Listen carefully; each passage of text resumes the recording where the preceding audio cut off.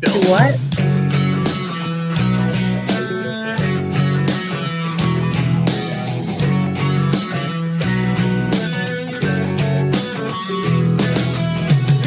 Is Janet from another planet? Is Janet from another planet? Is Janet from another planet? Is Janet from another planet? Is Janet from another planet? Is Janet from another planet? Is Janet from another planet? Is Janet from another planet? Is Janet from another planet? Is Janet from another planet?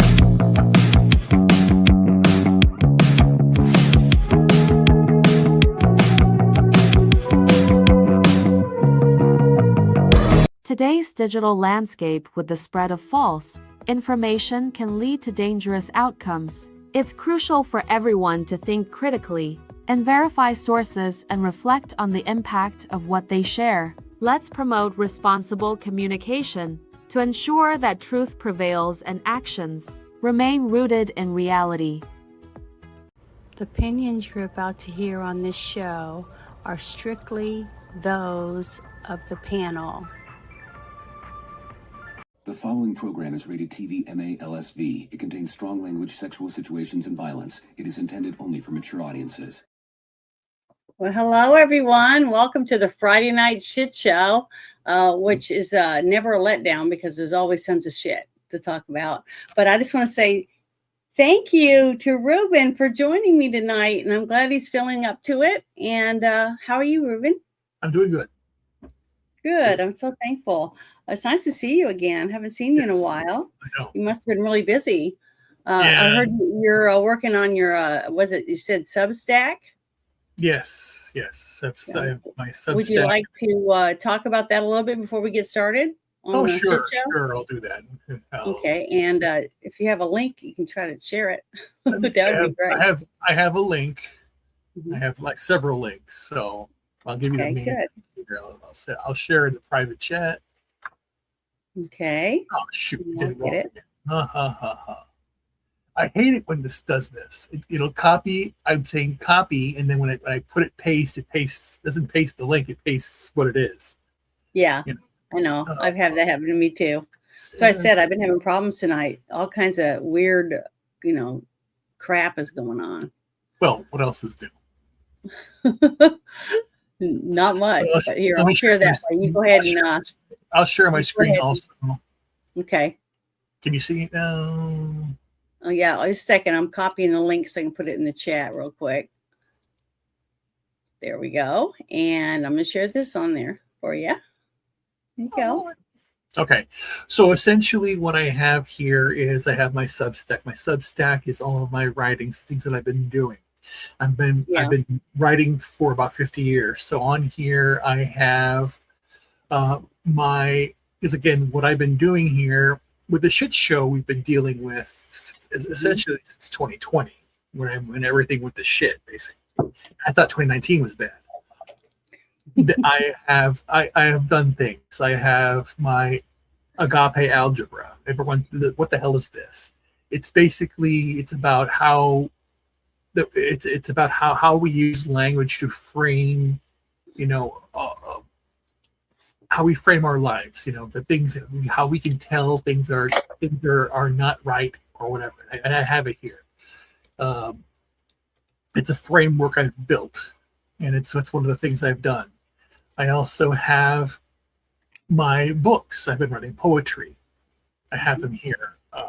Everything here. The one I have this one article I wrote, "The Tyranny of Convenience: How Comfort Becomes a Cage," and basically the idea of you have a lady here cooking food naturally, and then you have somebody doing this. And the example that I give here is the idea of making popcorn when you were a kid. Mm-hmm.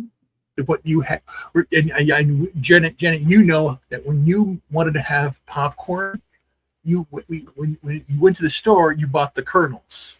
Yeah. And you brought it home. And I put it here. You stood at the stove, you measured the oil, you listened for the first crack. There are things you had to do. Okay. And then I remember when it was the microwave, and then now you have microwaves that basically you put it says a popcorn button. So somebody that no longer knows how to make popcorn the old-fashioned way.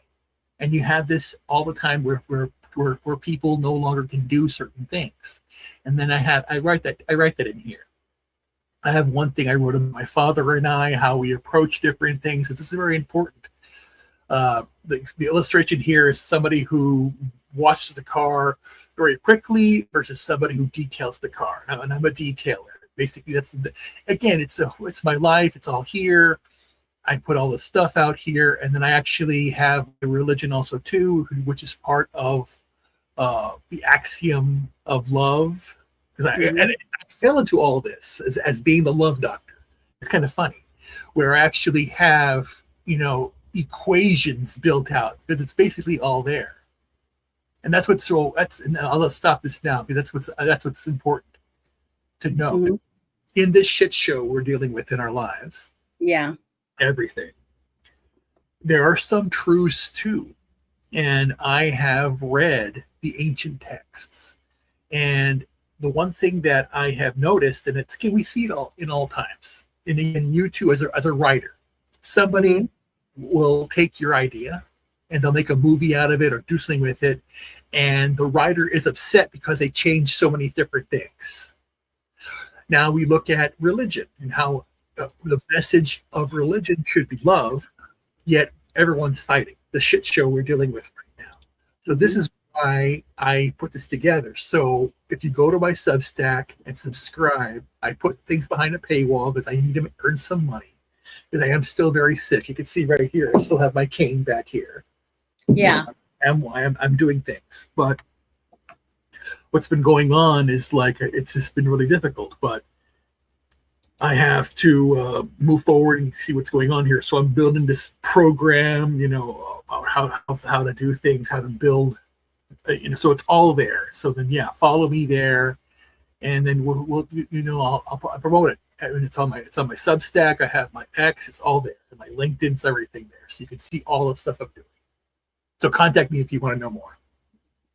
All right. Well, awesome. Well, thank you very much. And throughout the night, I would definitely just keep trying to share your. Yeah. And I have Halloween stories out there. I've written. I got poetry. I'm writing. I'm publishing. I wrote a book. It's out there right now. I actually wrote 2 books in about 2 weeks. It's very simple to do, but it's simple to do to write a book. You know what the hard part is? Editing. Editing is the hardest part of writing. Editing is really, really hard unless you have AI doing it for you. But even after you have AI do it, I'd go back and check because some of it, you read it and you go, what? That doesn't make any sense. Well. The thing is that basically the way that I'm doing stories, I write it in my head, and I have a canon, I have a universe. So then I stick to the canon.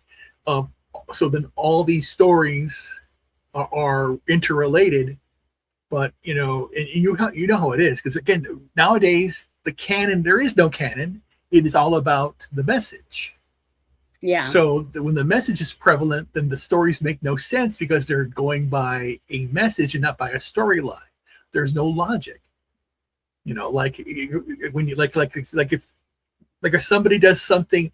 I was watching a show commercial that popped up, and I was like, "What the hell is this?" The show called Bridgerton or something like that. Yeah, Some weird that sounds show. familiar. It's a show that takes place like in the 1800s or 1850, 1890, whatever. I don't know what time it is. I know it's Yeah. old, or even 1700s or whatever. I don't know. They're all like royals. But first off, they have black, they got fat people, they got disabled people. It's just all, it looks wrong. And it sounds even worse because you have people who are writing as if it's today, but it's back then. So the word slang is wrong, everything is wrong. And the same thing because again, like Nerderotic and everyone who had been complaining about Star Trek Academy was saying the same thing. The wording was dated. It's like they're talking about the way they talk. It's like they talk like modern Gen Z, and it's like totally weird. So it makes no sense. There's no story. And the thing is that as a screenwriter yourself, you know that that's going to be like that guy got his story done because he followed what the market, not the market. It's not even what the market wants.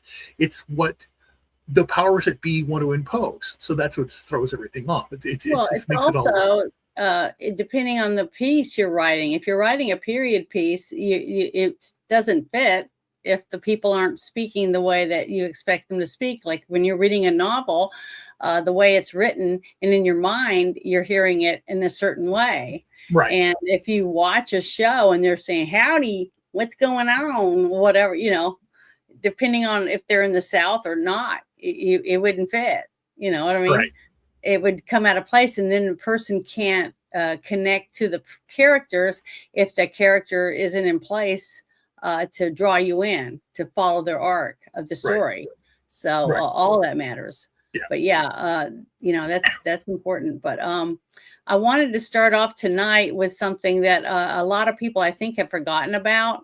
So let me bring this up really quick. I don't know if you guys remember us all talking about it a few years back about them saying, do you eat the bugs and be happy? Remember about getting cheap protein for people? And I said that I've eaten bugs because my dad was a jungle survival instructor.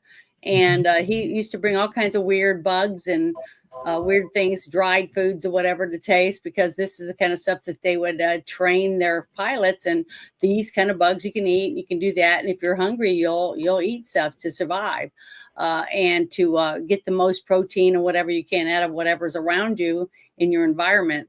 But I wanted to share this because they're starting to talk about it again. It says Big Food is quietly adding bug and insect protein flour to your everyday groceries without your knowledge or consent. PepsiCo is actively testing cricket proteins in Cheerios and Quaker granola oats.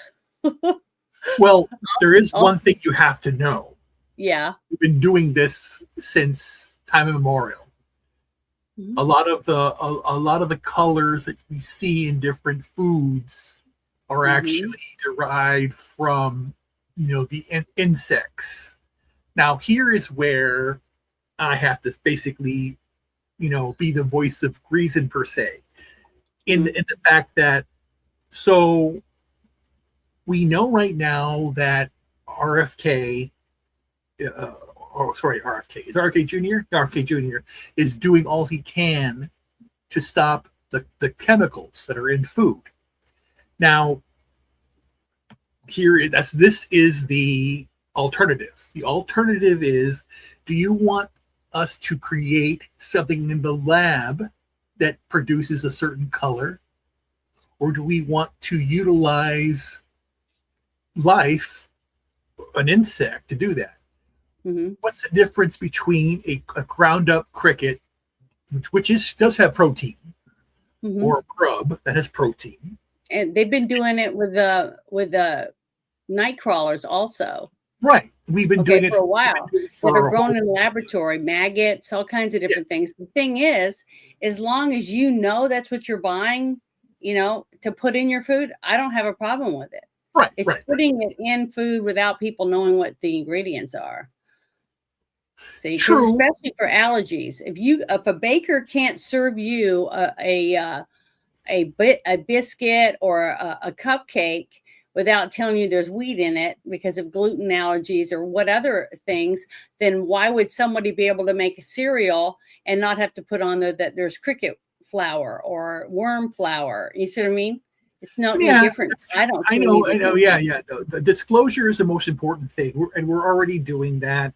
Well, yeah, And because RFK is making yeah, sure that they're right, putting these things on labels and removing a lot of things that they don't agree with.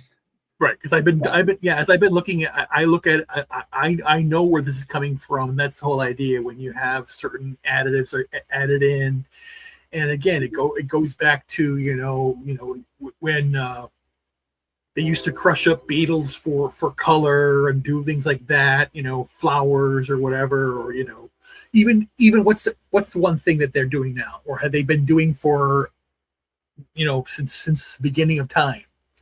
Whale vomit is used for perfumes. mm-hmm. And that's something that has been since beginning of times. All of the most expensive perfumes use whale Mm-hmm. vomit. Yeah. So And there's a lot of them that use musks, different musks, yeah, perfumes exactly, from the actual musk rat. exactly, So, exactly. but a lot of things is that we have to put that on labels. But when you find out that you've been eating something that's using a certain kind of bug, a mite that it's red, that's been crushed up and put into your red food dye, and you find out years later, it's Right. pretty disgusting, the fact that they've been feeding us certain things and haven't had to tell us about it. And then we wonder why so many people are being born with so many allergies and having so many other health problems over Well, the those year that after that year is after that is year. that right there. There's a myriad of causes for that. That is Mm-hmm. the whole, the vaccine schedules that are going on right now. How when Yep. I was raised, I only had a few. Now they want all these. It's overloading the system, and you see that basically the obesity problem, which is caused, just because of our opulence that we do have. Illnesses are caused by, again, trying to be overprotective, how bad antibacterial soaps are, and things of that nature. Because again, you Mm-hmm. don't see this in poor countries. There is no people that have candida and have these problems and have autoimmune conditions and all that stuff. Mm-hmm. It is a product of our environment, what we do. The fact that for the longest period of time, I thought nonstick was good. No, it's not. It's terrible Yeah. for you. And the fact that people take prescription medication or over-the-counter medications, we're inundated with this, and it gets the whole shit show. We're here now. We get it, how it is, everything that's going on, and that's why I had to pull myself back and understand the whole truth behind it and say that it truly is a shit show, and it's always been that way. And we have to be aware of it. So the whole idea here with what your topic here is, yes, I would rather have it be, bugs, something natural, as an additive, Mm-hmm. which is fine. But yeah, disclose the whole thing, because I don't want it to know that it's been produced in a lab and someone creates it. And they're trying to come up with innovative ideas. And that's what they're trying to do.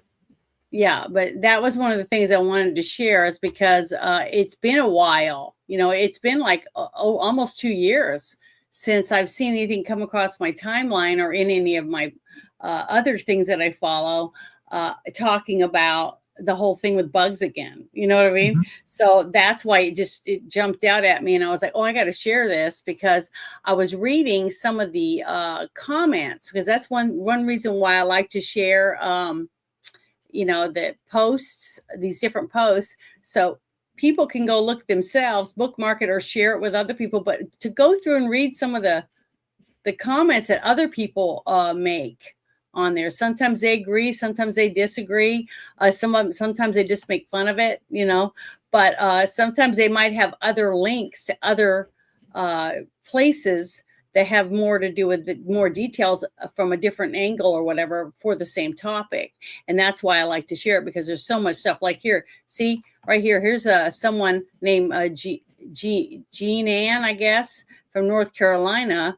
And she posted this about they're using what they're putting in these different things. Because see, it says whey protein, plant-based proteins, stuff like that. And then it shows muscle milk, Starbucks, Doritos, all the different things that they're adding certain things to kind of let you see what's in there. But I'm always telling people, and I don't get paid for any of this stuff for, when I recommend like getting on backyardchickens.com on your phone if you want to raise chickens.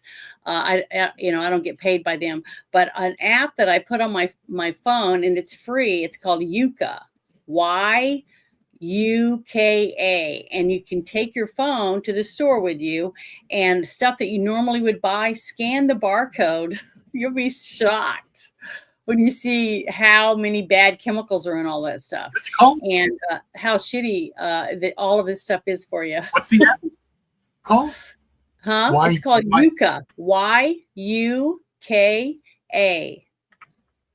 And it's a free app, and you'll be shocked, because the first thing I did when I downloaded it was I started going through my cabinets, and stuff that I paid more for, like Triscuits and things like that. When I scanned it, they were worse for me than the Great Value brand. And the reason I think that is because if you go and look at the label yourself for the ingredients, it's less additives added to it. That's why it's cheaper. Okay. Because that means it won't stay fresh on the shelf as long. I mean, if you could take a Twinkie and unwrap it and leave it on the counter, roaches won't eat it, ants won't eat it, and in a year later it's still edible. Well, what is that telling you? It's not real. It's all, man-made stuff out of who knows what. So I would think twice about it. But I just wanted to share that because I thought it was important that people realize this and start looking again, because what happens is over time it dies down. There's a big, woo, I don't want bugs in my food, and then it dies down, and the next thing you know, you're eating it. You didn't even know you were eating it. So well, hello, Warrior. Thank you for joining us. Yes, you're right. So that's why it's important. Get the app.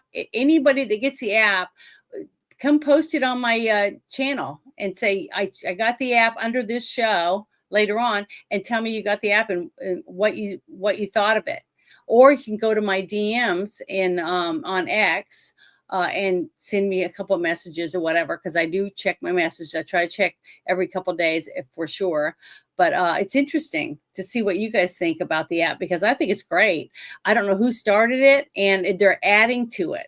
So they're trying to add shampoos and other things besides what you consume, but what you also put on yourself is also very, very important. Yeah, let me know what you think, because I think it's a really good app, because I scan everything that I want to eat and what my kids are going to eat, right? And I have allergies, so I have to make sure that it's not going to make me itchy or, whatever else. So I just think it's a great app, and you can give it to your teenager, because one of my teenagers, I was telling her, okay, you're eating all this stuff that's got fake sugar in it, and it's mostly stuff that kills rats in laboratories, but you're eating it every day.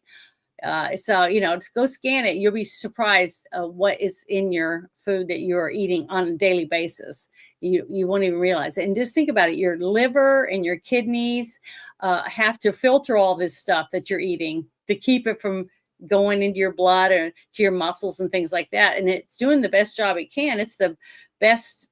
We have a wonderful whole body that works in sequence to protect you. As soon as you cut yourself, your body is sending stuff to that cut to try to stop anything from getting in, any germs or whatever else, to protect you. It sends white blood cells there and everything. It's a miracle. I mean, what our bodies can do for ourselves, but we have to help it by putting the right stuff into it so it can fight, and defend itself from whatever's around out here around you.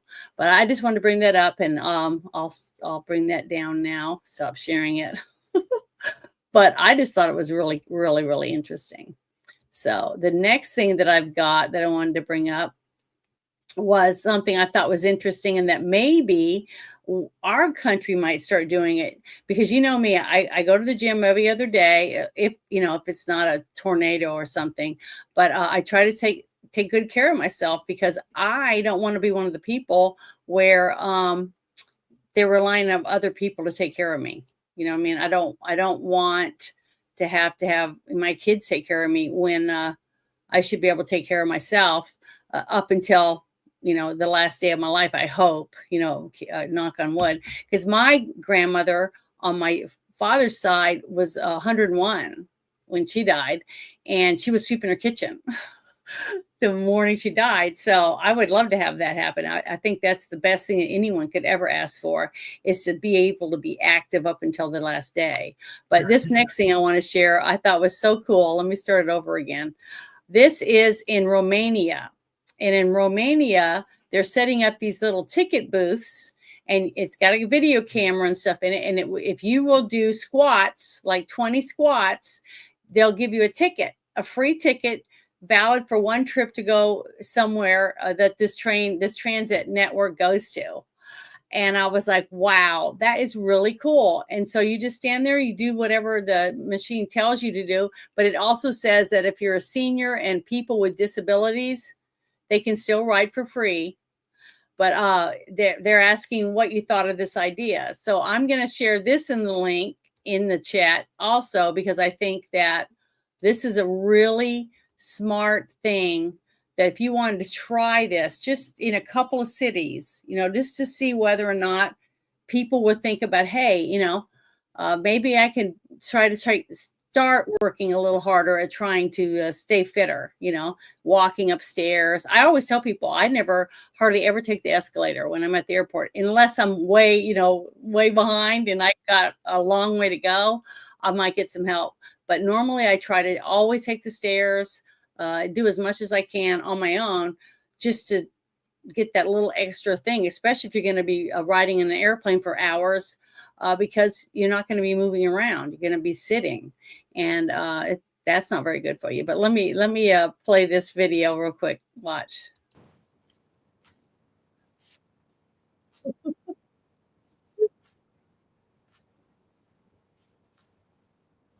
just thought it was so cool to see this actually in motion. People waiting for the transit to come pick them up, and this guy's waiting for this woman to get done doing her squat so he can get a ticket. But I think it's a good little incentive, to try to get your people to be healthier. So, what do you think about it, Ruben? Do you think it's a pretty good idea or not? Oh, he fell. Sorry, I was on the other channel. That's okay. About this. No, I like it. It's interesting. It's interesting. I think it's a great idea. It was really smart, whoever decided to do that, to get people to work out, do a small little workout to get a free ticket to go somewhere, like to the mall or, to their neighbor, or go see their friend or whatever it is. I just think it's really smart. And yeah, the only problem is I can't do squats. Well, I know, but it says also if you're handicapped or you're elderly or whatever, you don't have to do it. You still get your ticket for free. Okay. But if you're, younger and you're healthy, why not do, some sit-ups or whatever it is that they ask you to do, depending on, where it's at. But the squats are a really good thing. It's good for your knees, good for your lower back, good for your abdomen. It depends on, what muscles you're trying to tighten while you're holding in your stomach or whatever while you're doing it. But I think it's great. I just wanted to share that because you don't get to see little unique things like that very often. But I thought that was a really, really nice.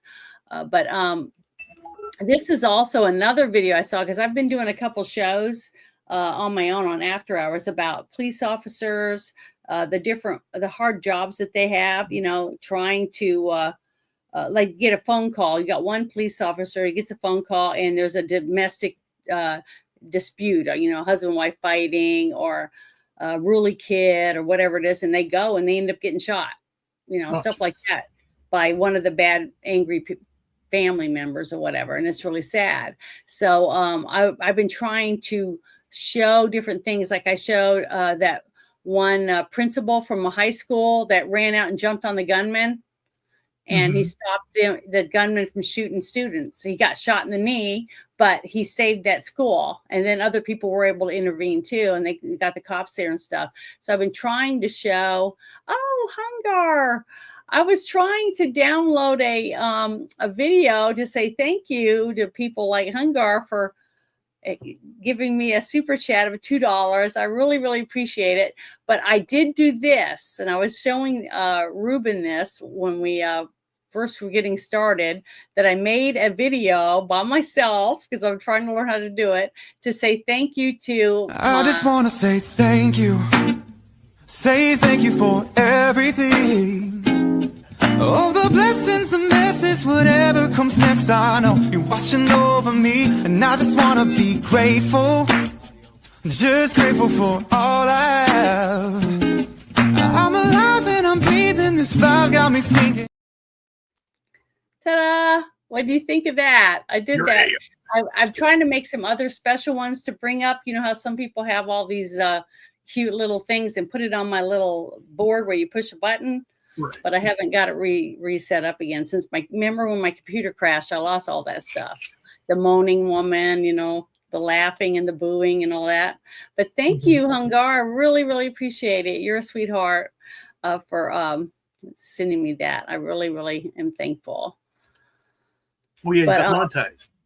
Yeah, finally. It took me forever, but now I'm trying to understand what all of it means. I've been watching tons of videos, but still it's very hard to you've been monetized.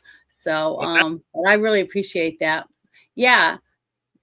The same he got voted for prom king. Oh, that's wonderful. I'm so thankful the students did that for him. But thank you, Hungar. I really appreciate it. But I'm going to play that at the end of every one of my shows to promote my members, people that are, want to help me keep going forward or whatever. So I really do appreciate it. But this next thing that I was going to pull up is my way of like trying to bring up a hero. I'm trying to come up with a name for it, like thank you hero or something. I don't know. I haven't decided. But this is what I was going to share. Let me find out. Make sure I pick up the right one. Oh, it's terrible. Is this it? I think this is it. Yeah, right here. Okay, and here we go. I'm going to make sure I pause it because I don't want to start. I'm going to make it bigger. It says, in the span of 5 minutes, a police officer goes from telling kids to wear their seatbelts to killing a heavily armed mass shooter who killed 8 people. And he's wearing a body cam, but I want you to kind of get in a perspective from the police officer's point of view, which a lot of people don't get to see. All you hear is the aftermath about what the horrible cop did, or, or he's too slow, or, I don't know. It's terrible when you read some of the comments from some of these people, because it doesn't matter what a hero does. It's never going to be good enough. There's always an armchair warrior that thinks they're 10 times better and they could have done a better job. But make sure it's turned up. Get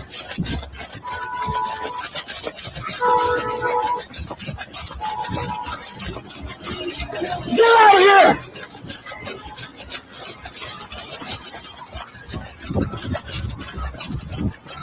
He's by himself. He doesn't have backup. He doesn't. Drop it! Drop it! Ricky. I'm passing injured. Ricky. I'm moving as fast as I can, trying to get over there. Remember, this isn't a SWAT guy. This is just where the actual places where you can tell the police to have other people come. About some. What was this traffic dispatch? So far, my police, I got him down.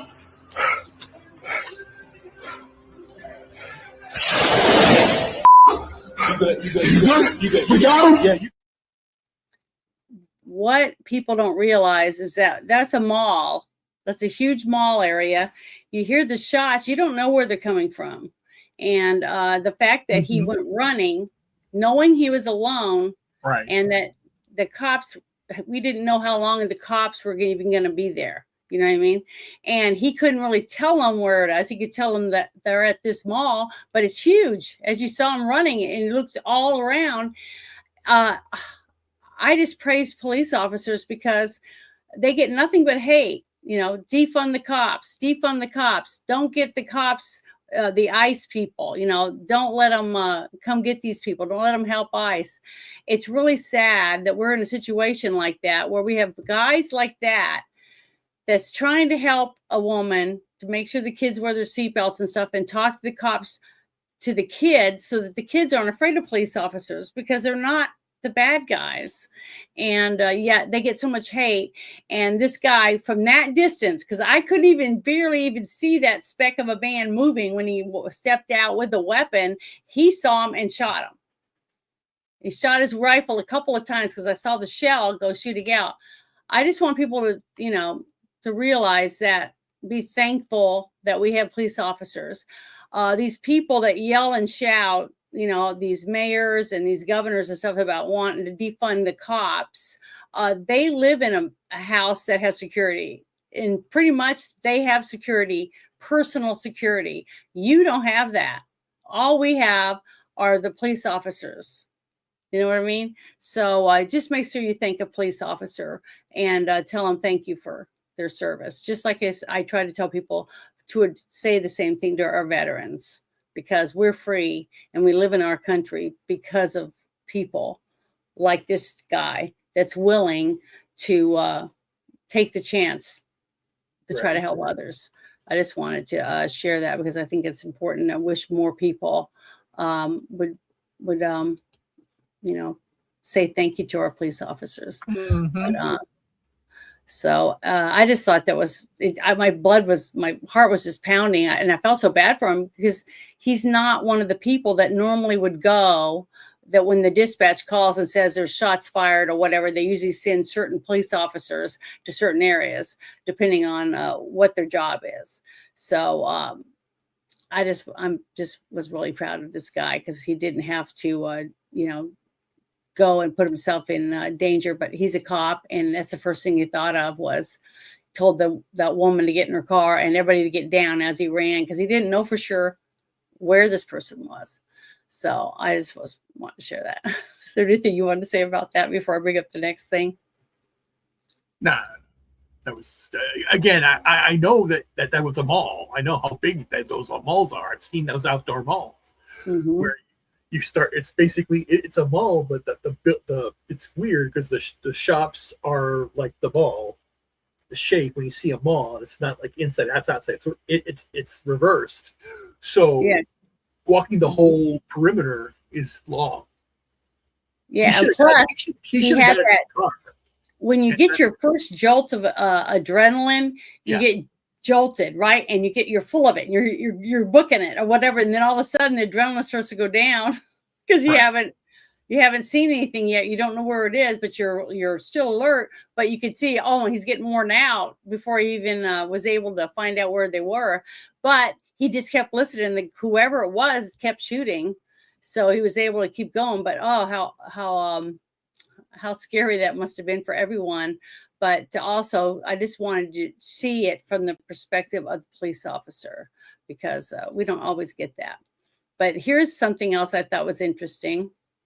This whole person, he was on Newsmax, and a lot of people don't like Newsmax. They don't like Fox. They don't like anybody. But I try to get different stories from different, organizations if I can.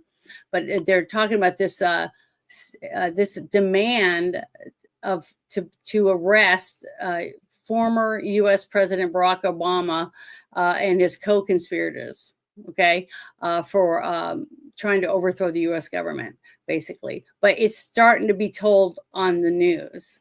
So that's one thing I kind of say that's why the storm is coming, basically, is that it's starting to see it more and more and more, all of these different things being talked about on the news, which they wouldn't touch it with a 10-foot pole 2 years ago. You know what I mean? So the fact that they're doing it and it's coming out and they're starting to come out with more and more evidence, and we're starting to see, things, indictments coming out. Now, it may not always be the people we want, because remember, they already sent one out to Comey, and look what happened. One of those judges got thrown out. Well, she'll have to rework it and put it back in, but we got to get the judges in. And we have, I've been bitching about our Congress. We've got some lame people that don't want to do their jobs. They're not America first. They're not for the people.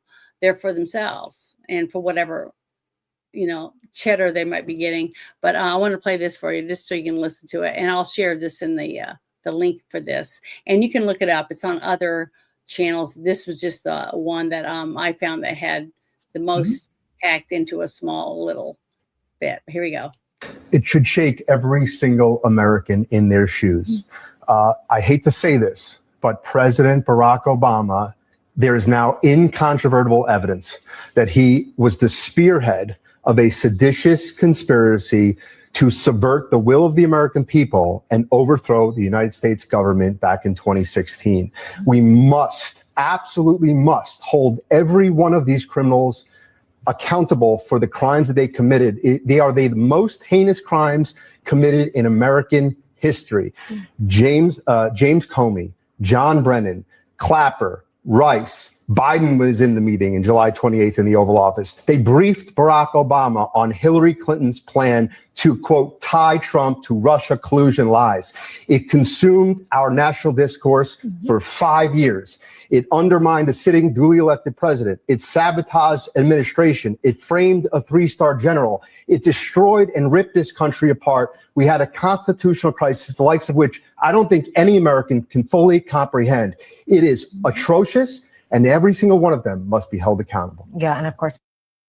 And I think he's 100% spot on because of everything that I've seen. It's even worse than what some of these people make it out to be. But the thing is people think, well, no one died, so it can't be that bad. It's not as bad as 9/11. But when it's your own government, your own people that were in office that are taking your rights away, everyone, any person that voted a certain way, your rights were stripped from you. And they felt they knew better than you. And they didn't want this person coming in because they knew what he was about to do, start coming in with a bulldozer and shut things down.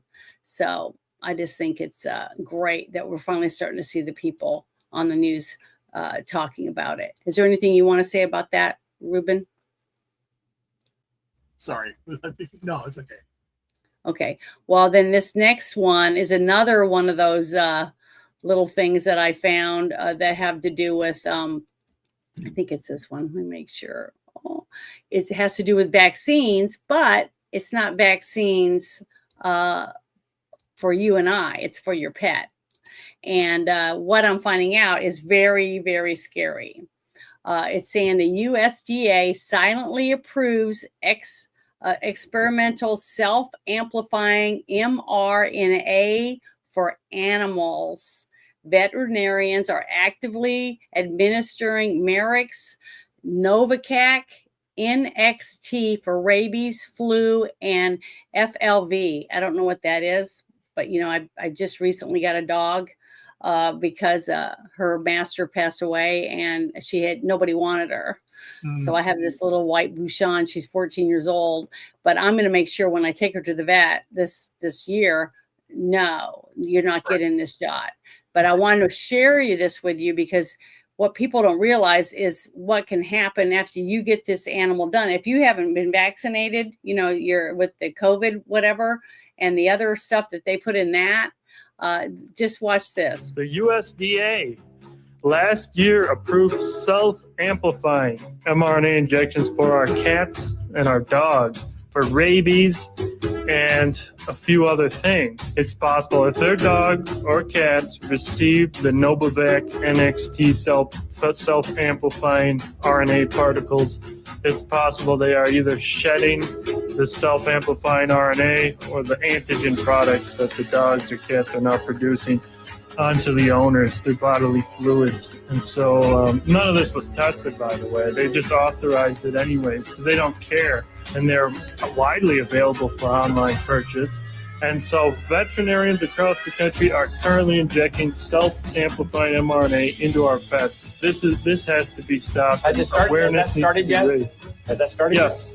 yet? Yes. That's the issue. But I'm going to share that in the chat so that you can make sure that whatever brand your pet is getting, that it's not this one. Yeah, Okay. but the thing is that the whole thing is insidious. And the thing is that the mainstream narrative, the narrative of Legion, because it is Legion, you think about it, is if I say this, that this is insidious, then they label me anti-vax. It's not a question of anti-vax. A vaccine, the way that a vaccine was created, and this is why this goes back to the idea of it's as innocuous. There is no. It's the same thing as your story being changed, your script being changed. A vaccine is when you take a live people. This is what a vaccine is. You take a live virus, and then it's dead, and you use that to inoculate somebody. Now that's what a vaccine does. Okay. Yeah. This is not that. This is mRNA is DNA. It's genetic manipulation. It is not a vaccine. So this is where people are using mRNA vaccines, but that's the whole thing. They're using the word vaccine wrong. It's not. It's gene therapy.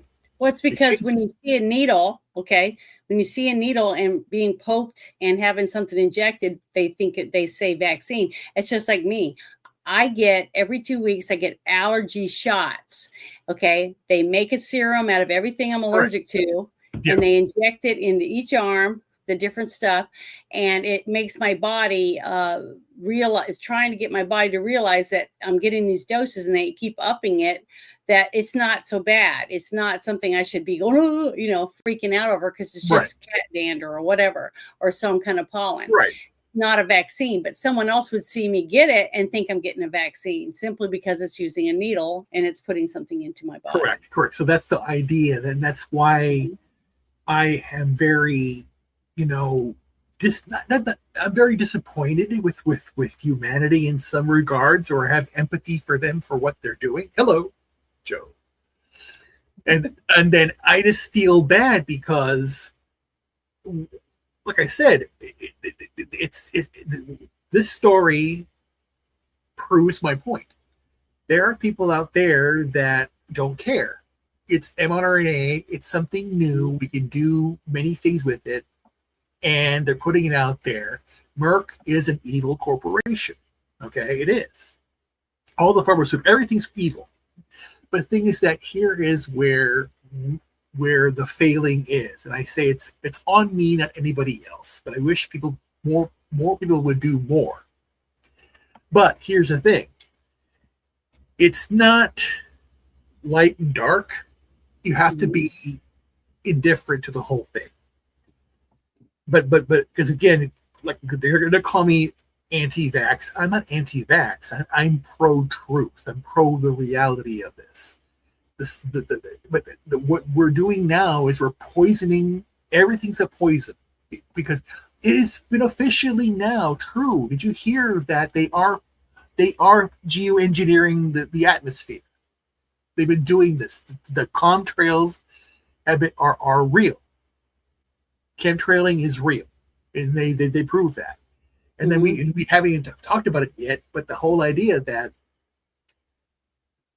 the theater of the absurd is what's going on in the world, where you have Suffered Poverty Law Center supporting the KKK. It's all part of the narrative. The world right now is just basically all humanity is doing is arguing over a glass of water. Half the people are saying it's half full, half are saying it's half empty, and nobody is drinking water. And we're all killing ourselves arguing over that. It's that simple. We have to get over it and move on. We're not doing that. We are just languishing in the shit show we're all in, and that's why I'm not doing it anymore.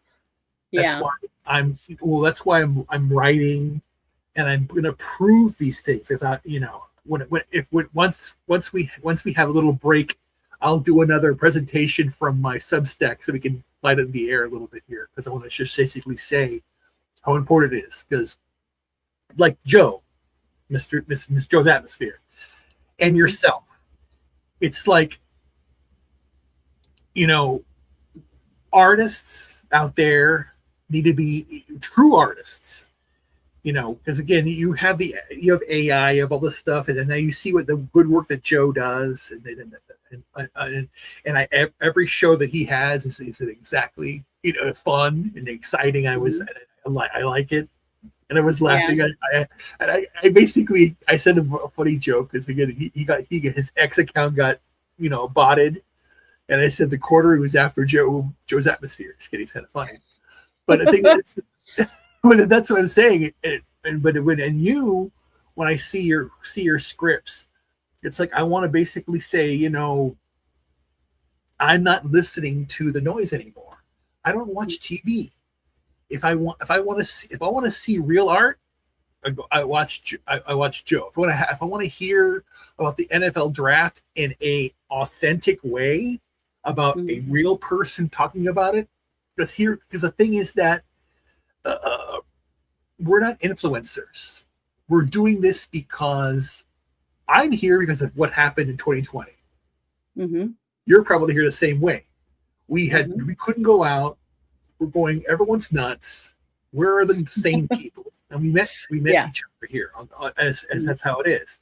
And that's what I'm going to do now, because what's happened to me, I don't want to take it too much time, but I'm just done with the bullshit.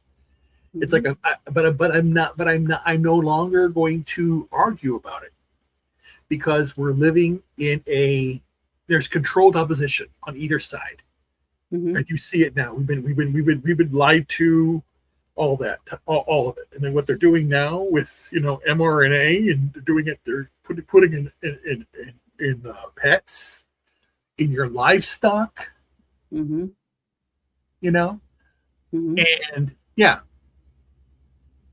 see, that's a thing, and that's the idea. Joe does it, and I do my thing and you do your thing, because we like doing it. But we think it's important when we talk about too, even if no one else does.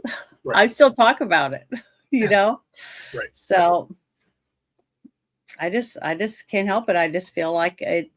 I don't know. I feel like I'm in the wrong if I don't share something that I think is important, and whether they want to listen or not, that has nothing to do with it. You see, I'll put it out there, and if someone's interested or think it's important, they'll share it with someone else. Right. And that's why I do it.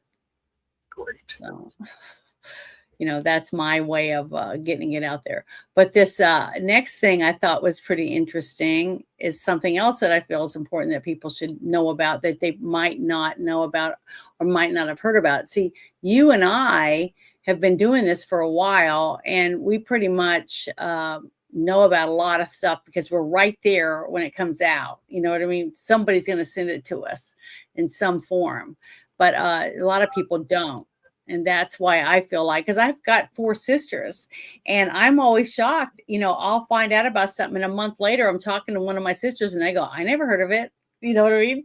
And they watch tons of news and stuff that you think they would know, but they don't. So it's just, to me, it's important that we try to share it. But I found this when it came across my timeline, I thought was interesting. It says Senator Ron Johnson just revealed that Senator Kennedy provided him with 11 million pages of HHS documents on the COVID vaccine. And he's going to talk a little bit about it. And I think it's important because the stuff is coming out. Just like you said, yeah, a lot of people are mad because they've known about it, since, for years. And it's just now coming to light, on the news. But the fact is that we are a country of laws. So if we expect to get arrested and actually be able to go to court and have a jury of our peers, then we have to follow laws. We have to have some law to keep things at bay and to put people in jail or whatever else. And sometimes it takes a long time. It takes a while to work it through the court because you have to go to the Supreme Court sometimes, things like that. But getting it out there and getting it out to where people are ready. So when they do watch it on TV or whatever, they understand what's going on, because a lot of people don't. They have no idea. They don't understand how any of it works because they just never paid attention before. So I'm glad that people are starting to pay attention and getting to see things like this. But here we go. Because of Secretary Kennedy's dedication to radical transparency, we got about 11 million pages of documents that we weren't getting from HHS under the Biden administration. And we have now uncovered the fact that FDA officials knew in March of 2021 that their analytical system for the VAERS system was completely inadequate, that it would mask significant safety signals. Mm-hmm. They had a different system that would, produce this information unmasked. They presented that to top FDA officials, and they covered it up. There were 49 cases of extreme masking, resulting in 25 safety signals, including sudden cardiac death, Bell's palsy, pulmonary infarction. I mean, very serious side effects. Mm. And again, I said I didn't need a sophisticated system. I saw deaths per year go from a couple hundred to over 20,000 the year the vaccine came out in 2021, and yet the FDA officials hid behind their analytics that they knew would hide these safety signals to continue to claim this day, well, we didn't see any safety Senator signals Johnson, with the COVID injection. See, so little by little, more and more is coming out, and the pieces are starting to fall into place, so that when they do take it to the the highest court they can get it to start getting the people that are responsible, whether it's certain people in government, a few people in the pharmaceutical companies, and then also hospitals that pushed it knowing they had nothing. You see what I mean? But see, I have bragged on my doctor many times because of my allergies. I had a doctor that told me when I went to see him, I don't recommend you get the COVID vaccine. And I was like, well, why? Even though I wasn't going to get it anyways, simply because the way it was put out, something that I didn't feel right about it. But he told me, he said, I don't know what's in it. And he said, and I said, what do you mean? He showed me a box that had 4 little vials in it, and he pulled the paper out, and it's a great big wadded up thing. It's about that fat. And he opened it up, it was huge. And there was a whole bunch of stuff up at the top, and they had like lines and dots. So it looked like little chemicals or whatever, like DNA strands or whatever. I don't know what that stuff is, medical stuff, I guess. And he said, but look, there's no listing of ingredients. It just said the name, where it was made, that kind of stuff. And he goes, so how can I inject all my allergy patients with something when I don't know what's in it? It's what he told me. So he goes, I don't recommend you get it right now. And then he also told me to try to stay away from other people who are recently vaccinated, because he said they're shedding chemicals from their body, and swapping spit and doing certain things is not safe right now because you don't know what the reaction will be, right? So I just said, okay, I don't have a problem with that. I'm not swap and spit with anybody, and so I don't have to worry about that. But that I didn't get the vaccination, but I had members of my own family, relatives and stuff, bringing me COVID tests all the time. You need to be tested for COVID, and I'm like, why? I don't have a fever. I feel fine. Well, you haven't been tested. And I said, no. And if I feel sick, well, then I'll worry about it. But I got tested one time, and they took my blood. It was at the hospital because I had nausea real bad. Everyone And, has it. I didn't have a fever or nothing. But what it ended up being was I had sprayed Raid because I had ants coming from my back door that went up through my dining room and up the thing into my kitchen and by the sink. That's where they were at. So I got Raid out and I sprayed just all around, right? And I left it and I forgot about it. It was like a week and a half later, I saw all the dead ants and I was like, oh God, I gotta clean this up. So what did I do? I used my bare hand and got a Kleenex, or not a Kleenex, but a wet wipe, Clorox wipe, and started wiping. Just wiped it all up. Didn't think nothing of it.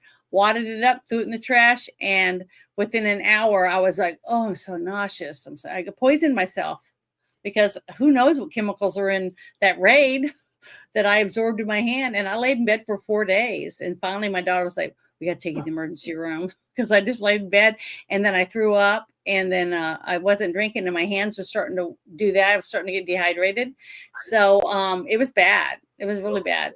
And I'm thankful. I'm thankful that I was healthy at the time that I did that. And I went and I got an IV, and I started feeling better just getting an IV. But while I was there, the doctor didn't even come in the room. He was standing at the door, Oh. And it was really weird. He's standing at the door and he said, well, we're going to test you for COVID. And I said, I could barely speak because I was so tired. I was so weak. And I said, you're not putting that up my nose. I said, but you can take my blood. And I saw the nurse come in and I made sure she had all new stuff. And I watched her open it because I get allergy shots, right? So she takes my blood and they take it and they come back. It was about 15 to 20 minutes later. I said, you don't have COVID. And I said, yeah, I know. Because I already knew. And they said, well, what happened? And I tried to explain it. I don't know what it is. I'm just very nauseous. If you can just give me something to make the nausea go away so I can drink some fluids and stuff, I'll start feeling better.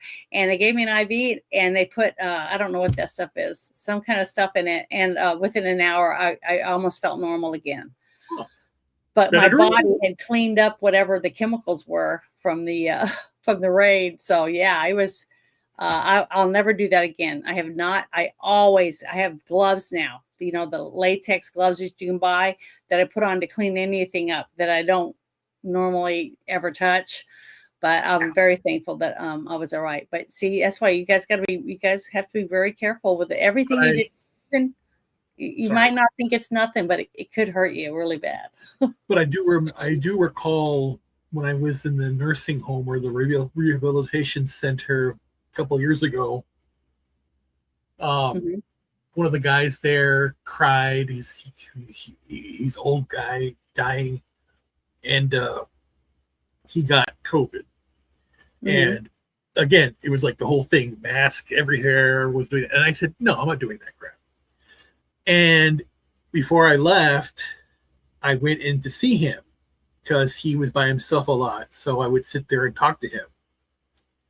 And, I never got sick. And that was a whole thing. That's the one thing that we lost. The idea that people got afraid of a cough, of a sniffle. It's scary. And the thing is that's why the power of suggestion can destroy you. The human voice. I've been studying language for recently, or not recently, a lot of my entire life. Why words are words, what they mean. Why is the Bible a certain thing? That used to be. Why did it change? I go back to the original source. All that stuff. Things we talked about, and the same thing here. How a vaccine should be a vaccine. We should do things the right way, and we have confused ourselves in everything that we're doing. So you have to have love, but not too much. And what's right now, what we're dealing with is a world that is suicidal has suicidal empathy. We are creating people who feel that they're putting, how'd you say it, ideas in their head that they are not worth anything. Like the idea that people are now, children are growing up ashamed to be white because they've been told it's bad. And it's a horrible thing. Mm-hmm. But the thing is that it's equally wrong when you tell somebody that they're too dumb to get a photo ID. Mm-hmm. Literally, they're saying that. It's that if I want to require you to have identification like we all need to do, I had to go through so many hoops for my medical things. I'm still doing it. You have to follow certain things. But when you take the language and you continue to inundate people with, garbage shit, it affects you. So we gotta change the world. It's just it starts now with what I'm doing. It should start with every parent. A parent, and you can meet when you meet certain kids and you get to talk to them. You can tell they have two parents at home. They have parents that love them and help them with their homework, that are interactive with their kids. And then you meet other kids, and you can tell when you meet them that they don't have a father at home or a mom, or they don't have anyone that's helping them with their homework, or any of these things. They don't have a parent, you know what I mean? And it's really sad to see that. And I'm hoping that we're going to start seeing a rise of people that are starting to say it's time to, think about. Well, there's always a cycle. There's an 80-year having a family with both parents. Because it's important. Yeah, and hopefully it's circling back around. I really do hope so.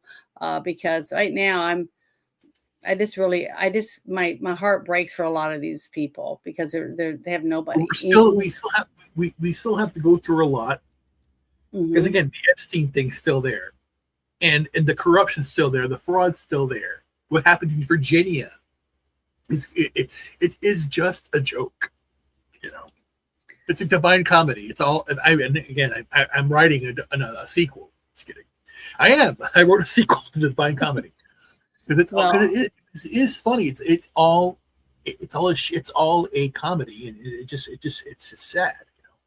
Well, there's a lot of stuff going on, but some of it's definitely not a comedy for some people. But I wanted to share this because I'm trying to keep the vaccine stuff together, even though it was started out with the animals. It still affects humans, especially if you're the parent of a kitty cat or a puppy. But this one I thought was interesting because we have seen a huge rise in the last 20-something years or 30 years almost in dementia, with people with and also with what is that called? A lot of kids get on the spectrum, a lot of these things we're seeing a rise in it. Autism? Autism with diagnosis, people being diagnosed with autism, all different ranges on the spectrum and stuff, ADHD, and just more and more and more stuff. And I just think it's because it's an overload of all these chemicals that we're putting in our bodies, and our brain already makes chemicals that our body is supposed to need, depending on the vitamins and stuff that we get, and exercise and stuff like that. Like just getting a hug, from someone, or a kiss from someone raises your endorphins and things like that. Right. We already know that. I mean, you can tell by the way you feel, I don't know. I just think it's sad that we're getting to where we're all. Here's the problem. What they're doing, they're doing this intentionally. Yeah, because we're all numb. We're getting numbed. We're getting dulled down. No. But here's where it gets kind of interesting. Mm-hmm. If when you, it's time for you to find a mate, or you start to go out, you go through a process. You should of finding the one, and then finding the one, and then it's the level of intimacy from general, like a pyramid to the top. Yep. It's step by step by step. It's harder going up, and at the peak, it's only one person that gets that intimacy. That builds your strength of character, and you start to have the circle of trust. You know, in a sense of a way where you have people that your unit. Mm-hmm. But if you make it casual, which is the big rage, and again, that's going on now. But it's not. It's more so now. It's cheapened. Everything's been cheapened, Mm-hmm. and when that happens, the brain reacts differently. Mm-hmm. So that when you have intimacy, no longer is something that's special. It's an inverted pyramid, or it's no pyramid at all. There's no structure. Well, one thing I can definitely say is this, just from observing and talking to lots of people since I started doing this, it's been almost 4 years now, going on other people's channels and then finally deciding to do something myself, right? But I've been on lots of different shows where we talked about relationships and about apps where you swipe left or right, to get somebody. Yeah. But I talked about this. I talked about this quite a few times. But you meet someone, okay, you get a divorce or whatever, or you broke a relationship one after the other, and you're not getting to know someone. You don't get to know them before you actually get intimate with them. You meet them and you jump in bed with them. You don't know shit about them, and you might be making a baby and you don't even know it. See, with someone, you have no idea who it is. You don't know anything about what their favorite foods are, what their favorite colors are, whether they have allergies, whether they have, you don't have a clue. You have no idea who this person is. Yeah. That's the whole idea. It's like you're hooking the whole up, idea. Like, okay? But the thing is, once you've done that, and then all of a sudden you decide, well, I really like that person. I'm going to have a relationship, which I had a friend that she met a guy on one of those things. They hooked up a few times. And then she said they decided to not see any other people. They were going to date. So they started dating, and it was like they've been dating like 2 months after, all the romps and the hay or whatever. And she said, I don't know what to do. It's his birthday's coming up and I want to get him a gift. And I said, well, get him some nice silk pajamas. And she goes, oh, that's too personal. And I'm like, you can have sex with him, but you can't buy him pajamas. See, that's the problem. The problem is that people starting in the middle of the relationship and not at the beginning. Right. The whole pyramid, the thing going up. The whole way to get to know whether or not you want to spend the rest of your life with someone. But see, they're not looking for that. These people aren't looking for being married for 50 years anymore. Yeah, from my perspective, if you have sex with somebody, then you should be able to wipe their ass too. It's true. Because if you love each other and one of them gets in a car accident, or they're just old now, you're going to need each other to help take care of each other and make it to the end. You know what I mean? Correct. That's what it's supposed to be. But why would you want to stay with someone you don't even love? And everyone out there that's married or who has a relationship knows this, because again, there are times it's funny. It's like you have something you don't know, you can't see it, and you want to have her look at it or him look at it. What, this looks weird. What is it? It's in my back. It's on my thigh. Whatever am I doing on here? Or it's like, oh honey, I'm constipated. I need some help. Or, it just happens. Or that's the thing. The true test of love is when somebody's sick and you care about. And for the first time it happens. The first time they're sick or something happens that you don't know, and it's like it takes you out of it. It's like, where it's like it's because it's an extension of you. Your mate should be an extension of who you are. That's the whole thing. But again, it's not that anymore, because again, they don't want to basically understand that there are roles. Well, it's too much work. I've heard people say it's too much work to have a relationship. When I can just go and rub one out and then come out here and fix the food I want to eat, watch a show that I want to watch or play video games or whatever I want to do and not have to worry about it. So basically, that's why the hookup culture is so big.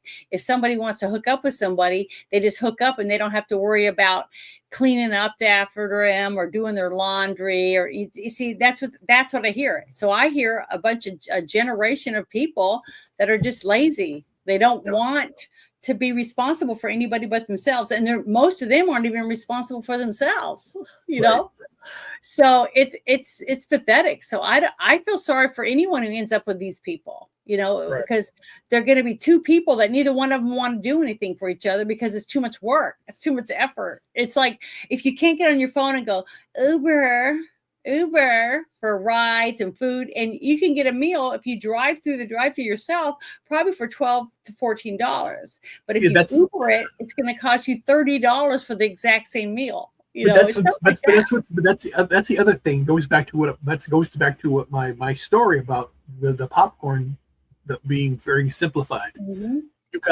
It's like it used to be like, let's go to McDonald's, and it's like we would all get in the car, get over there, blah blah blah, and all that stuff. Yeah. And now it's like you call DoorDash and they deliver to you, whatever. It's like, and sometimes you don't even have to be there. They can just leave it at the door. It's just pathetic where we've gotten because nobody wants to work at anything, you know. Yeah. Because it's too much trouble, you know.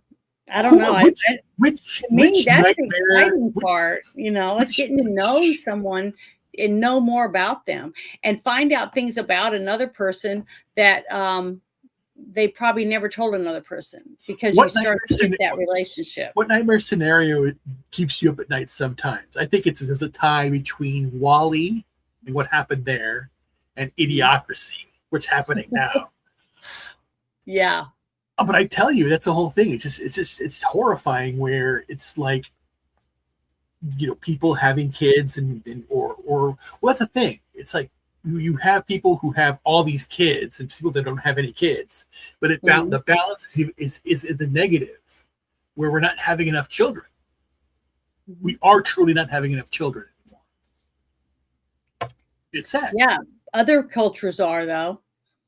Yeah. Yeah, so then that's why the shift is going to happen. We have to prepare. There's going to be another shift every 10 to 12 years. Yep. You'll see a shift because of the new people that have had kids and gotten married, and you know, the schools change, the environment changes because of who's in charge. Exactly. So that all has to work together. But this I thought was pretty interesting because of the whole thing about the increase of people getting dementia. So I'm going to play this video real quick from the vaccine. So here we go. The largest single study ever conducted on vaccines and dementia, with over 13 million people in it, found that vaccinated adults who got flu shots and pneumococcal shots, they faced a 50% increased risk of Alzheimer's and a 38% increased risk of dementia. And the risk increased the more doses they got. So they started to get more flu shots that they lined up every year to get it. Unfortunately, they faced the highest risks of neurodegenerative conditions, and the risk persisted for over 10 years. And so it appears, you know, once you receive so many of these shots, it is inducing neuroinflammatory injury, dementia, and Alzheimer's in vaccinated adults. So not only now do we know that the flu shot doesn't work, according to Shrestha and colleagues out of the Cleveland Clinic, flu shots increase your risk of flu by 27%. So not only do they do that, but now it appears that they increase your risk of dementia, which is absolutely terrible. Well, I've never had a flu shot, and I don't think I've ever had the flu, honestly. Nope. Not that I know of. I've never had it. As you can tell, this is the same young man, and that's what he does. That's what his job is has all to do with vaccines and things and studying them and things. And he's young, so You know, a lot of older people have a hard time listening to the younger generation, but it's nice to see a young person that's working their way up through the medical stuff, that seems like he's got a level head on his shoulders about not being afraid to say what he knows and what he's learning. And honestly, they're supposed to do that. You know, like I said, way back when the COVID stuff first started coming out, when I first started getting involved in all this kind of stuff, right? And I got to meet you on one of my shows that I went on as a guest. That's the first time we met, you know, and we've been friends ever since. I was saying that I was getting a lot of these videos. People were sending me these videos because it was on Drew's show, right? And we talked about politics and stuff too, and I absolutely loved that show. But I had like 6 videos sent to me from supposedly insiders that were able to sneak into some of these laboratories that were doing the testing to get the COVID vaccine ready to go out to the public. Okay. And the sad truth was that they were doing these tests on these labs, and they had like 23 dogs in this one clinic, and this other one they had like 14, and then another one had like 30, and they were all beagles. I don't know why they were using beagles, but supposedly beagles were the best for this labs or whatever the testing they were doing, and every single one died. Every single dog passed away that got the COVID vaccine. But guess what? They still moved on to people. So slowly this stuff's coming out.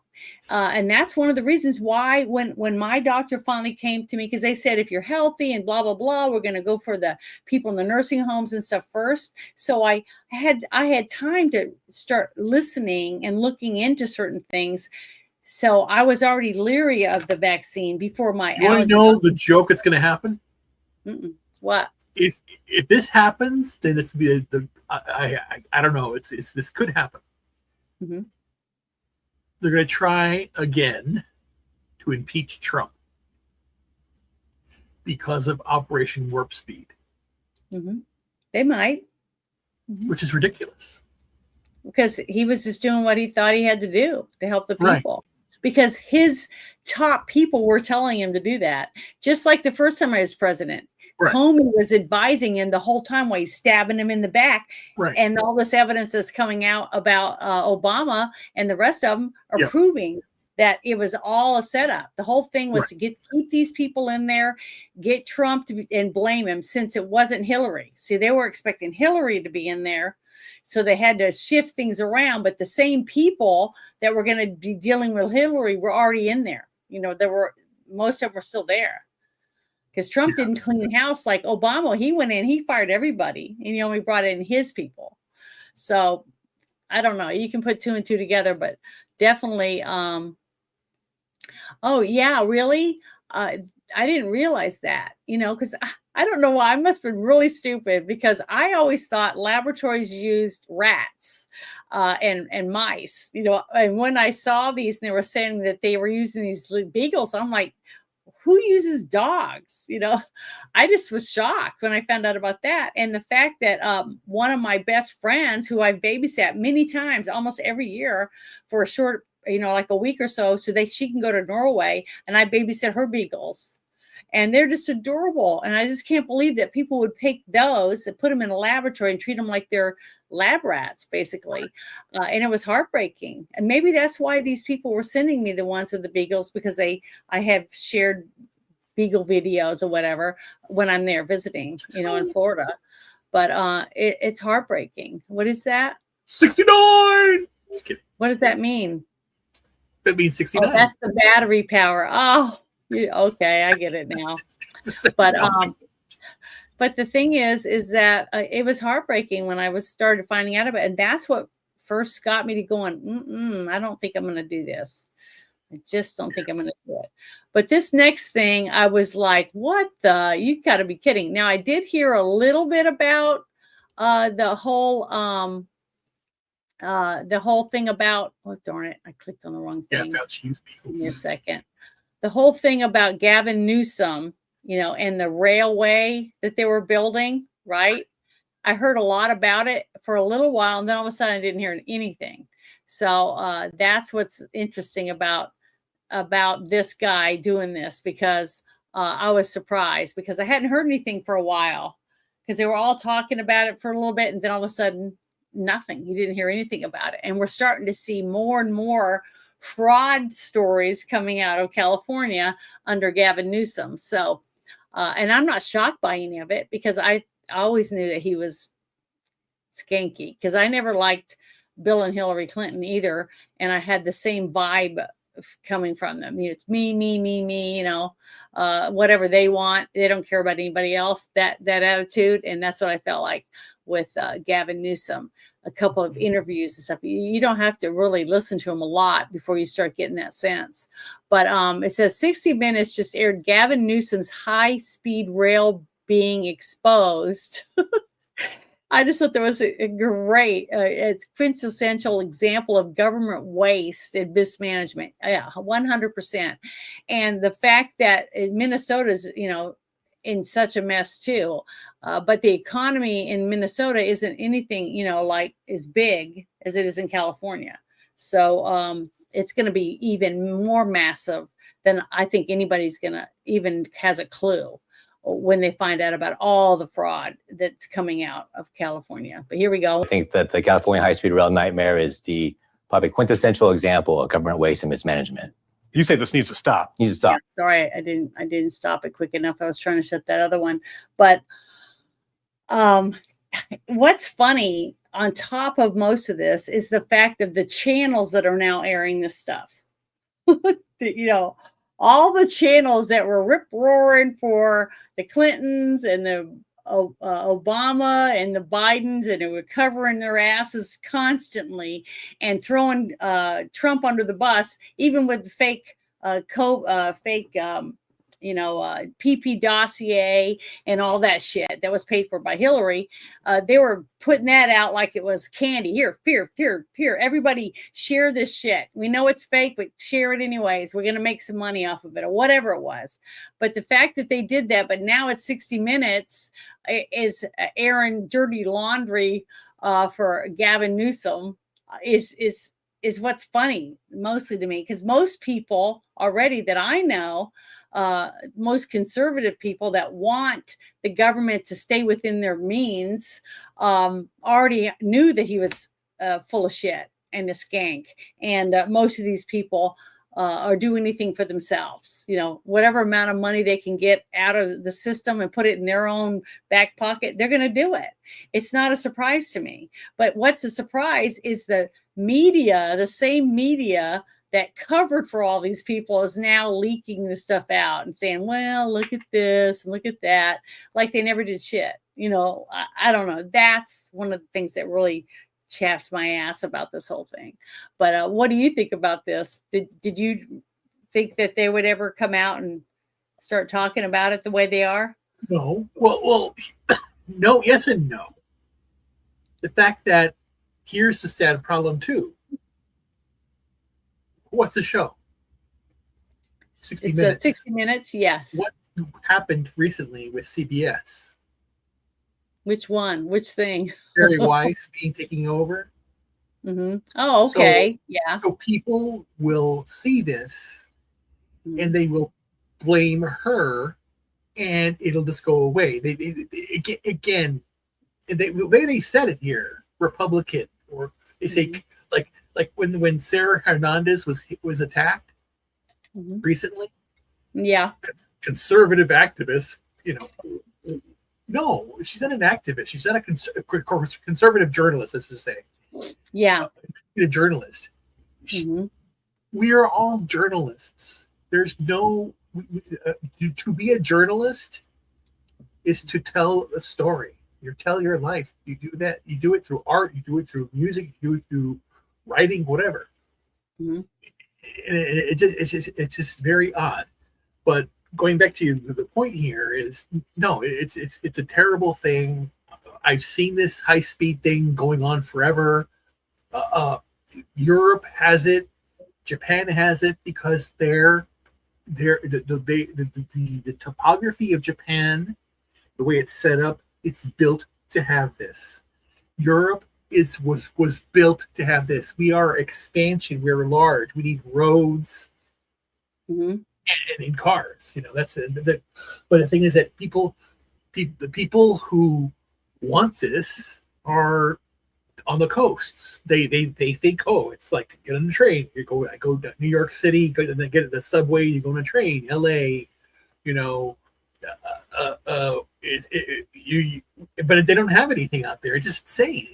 It's crazy.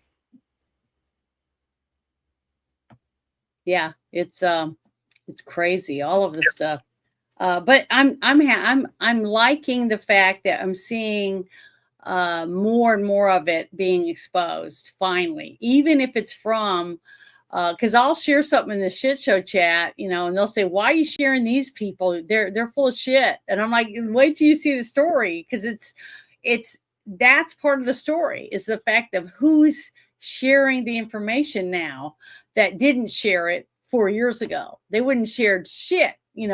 Anything that had to do with truth, it was like you couldn't watch those channels because they never talked about anything except the narrative they were pushing. And it wasn't even news. It was just a narrative. You know what I mean?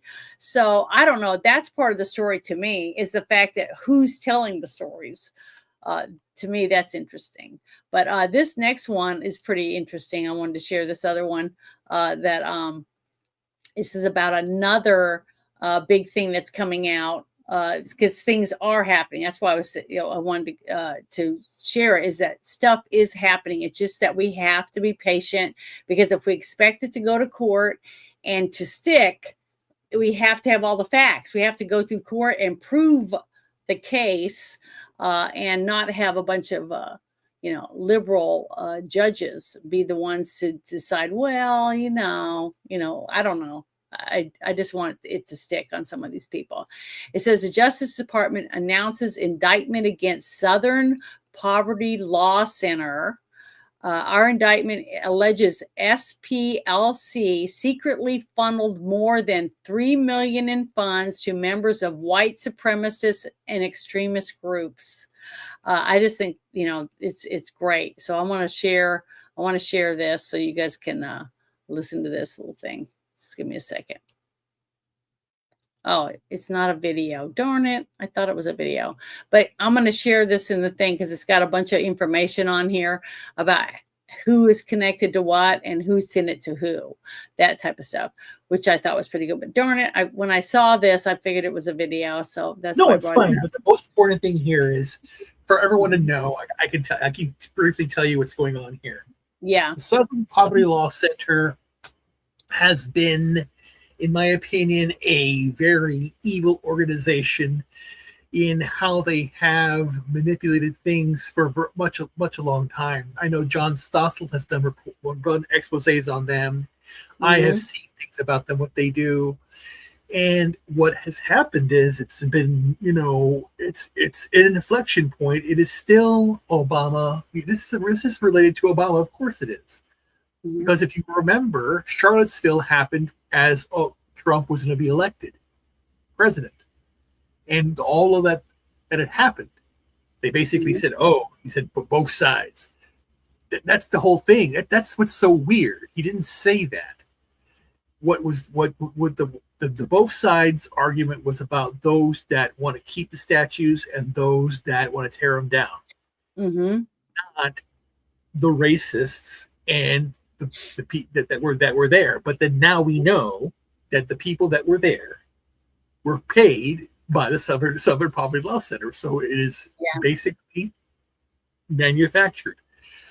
Everything's manufactured. We have Antifa, we have what they're doing with these NGOs, Soros, Obama, the New World Order, everything. This is the entire, how'd you call it again? Network.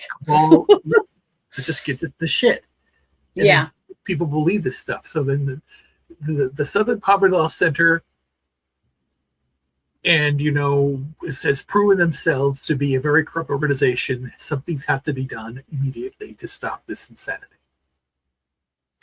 Yep. And hopefully we'll start seeing some people go down for some of these things. But it's just so many cases that we're going to have. We'll be going to court for many, many, many years over just some of the fraud, you sort of mean, that we've been finding. And it's not even all government agencies that's even found some of this. This has been just a person who, that Nick Shirley guy, found out about the fake daycares, and the embezzling of money through that. And we were shocked when we found out it was millions and millions of dollars, because who would have thought of that? But the thing is that I'm even more shocked because California is now trying to pass a law to stop Nick Shirley. Yeah, I know. Because he's exposing. Look what happened in Minnesota. I just saw a couple meetings. I didn't know anything about it because I'm not in Minnesota, but they showed all these people were asking to impeach their governor because of the fraud, and you couldn't even get the people in the government to impeach him because they're all frauds. They're all on the dole. And they know if they impeach him that they're going to lose their jobs too. So I'm praying that the people in Minnesota will vote to get rid of all those people that wouldn't even get rid of a fraudulent, crappy governor that's pretty much trying to bankrupt their whole state. I hope that these people have learned something, but the scary truth is that so many people just go right back into the same rut they were in before because they don't know any better. But let me show you this thing. I thought this was pretty important. Department of State, is that it? No, it's the FBI one. Okay, just give me a second. Let me pull this up because this is a pretty interesting one. It goes along a little bit with what we were just talking about because it's in the same genre, basically. It's with Kash Patel, and he's talking about money doesn't lie. The evidence shows the charity who supposedly fought the Ku Klux Klan funded the Klan. It's getting to where you just go, what the fuck? And how did they get away with this for so long when it was almost blatantly obvious? When you start seeing the proof, you're like, how did so many people just let it pass by their desk and they didn't do anything to stop it? That's what's shocking to me. That just shows you how messed up our government really is. And when so many of them are involved by just going like this, oh, here, I'll let you take care of it. Because they didn't want to they didn't want to deal with it. So they just kicked the can down to the next desk or whatever and let someone else deal with it. It's just a mess. It's a huge mess. And I feel sorry for Kash Patel and all the people right now that are in charge trying to weed through all the shit and keep the decent people that have been trying to do something and get rid of the ones that haven't done anything or just were taking the money and going home and not giving a shit, even though that their job was to not let this kind of stuff happen. So here we go. Money doesn't lie. The charity that supposedly fought the Klan funded the Klan. The charity that supposedly fought neo-Nazis funded neo-Nazis. The Southern Poverty Law Center ran a methodical, calculated scheme to defraud their donor base of $3 million and lied to them and used an illicit banking structure system to create shell companies to hide their money and who it was being sent to, specifically for the reason to sow discord and hate into our society. This is the ultimate definition of hypocrisy. And if you look at the indictment produced by the Department of Justice and the FBI, you will see that these banking institutions tie directly the funding mechanisms in which the Southern Poverty Law Center used to fund at least 8 hate groups they supposedly wanted to take out, but they were paying the very villains of our society they supposedly wanted to protect us from. That's the ultimate hypocrisy. What cracks me up, though, is I don't know how many times I've said this when you and I've had discussions, is that I'm trying to make sure I word it properly, but how you got a person who says, I hate fascists. You're a fascist. You're a Nazi, blah, blah, blah. And when the whole thing, if you go back and you go look up the definition of fascism, that's all they're doing. Every single thing that these people are doing are fascist. That's what I don't understand how people don't even notice that. You want to know why? They're not being taught. They're not being taught history. Yeah. All not they're anymore. being taught is Hitler bad, Trump bad, Trump Nazi, Hitler Nazi. That's it. It's code words. It's just short phrases. It has no meaning. The words have nothing. Yeah, and that's what's sad about it is that we're cranking out people who have no idea about our history. Because if you tear down statues and you take history books out and you tear them up and you burn them because you don't like the fact that our ancestors had slaves, okay, well, what happens to a country that gets rid of the history? Guess what? History repeats itself. Because you have nothing to show you, hey, you guys did that before, and look how it turned out. So if you have history books and your kids are reading it and they know our history, they're not going to want to go back to doing the certain things that we did in our past unless it was a good thing. See what I mean?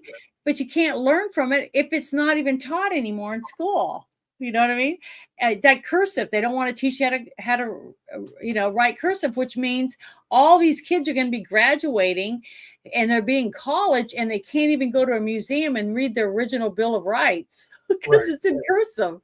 It's I don't understand any of it. To me, it just, I must be, I'm so far out of the loop apparently that I just don't understand how any of that makes any sense. Nobody, well, I say nobody reads, but again, from my perspective,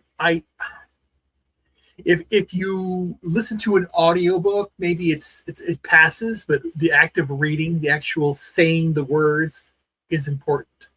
Yeah. Reading it, you can read it aloud or to yourself or whatever, but the idea is to understand. I don't know. I guess when I write something, I want to put my vision in the head of the person. Yeah, because when you read a story, okay, it comes to life in your mind.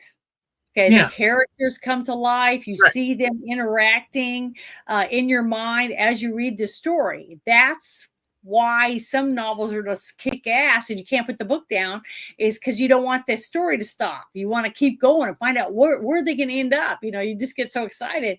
And it's sometimes reading a book is even better than a movie, because a lot of people will read the series of books like Game of Thrones, right?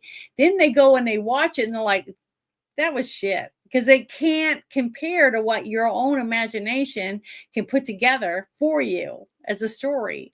So a lot of people like books even more than they like movies because it's better, because you can make it better in your own mind than they can make it on the screen. Unless the person's never read it. So a lot of the movies that I've gone to watch that I absolutely loved and my friends thought were shit is because I never read the story. So to me, the book didn't exist in my mind. So in a way, some people are better off not reading it before they see the movie if you're going to do both, whatever. So it's just funny how different people's perspective on how they absorb information can change the way people react, and they bicker and fight over it because it's not what they expected it to be.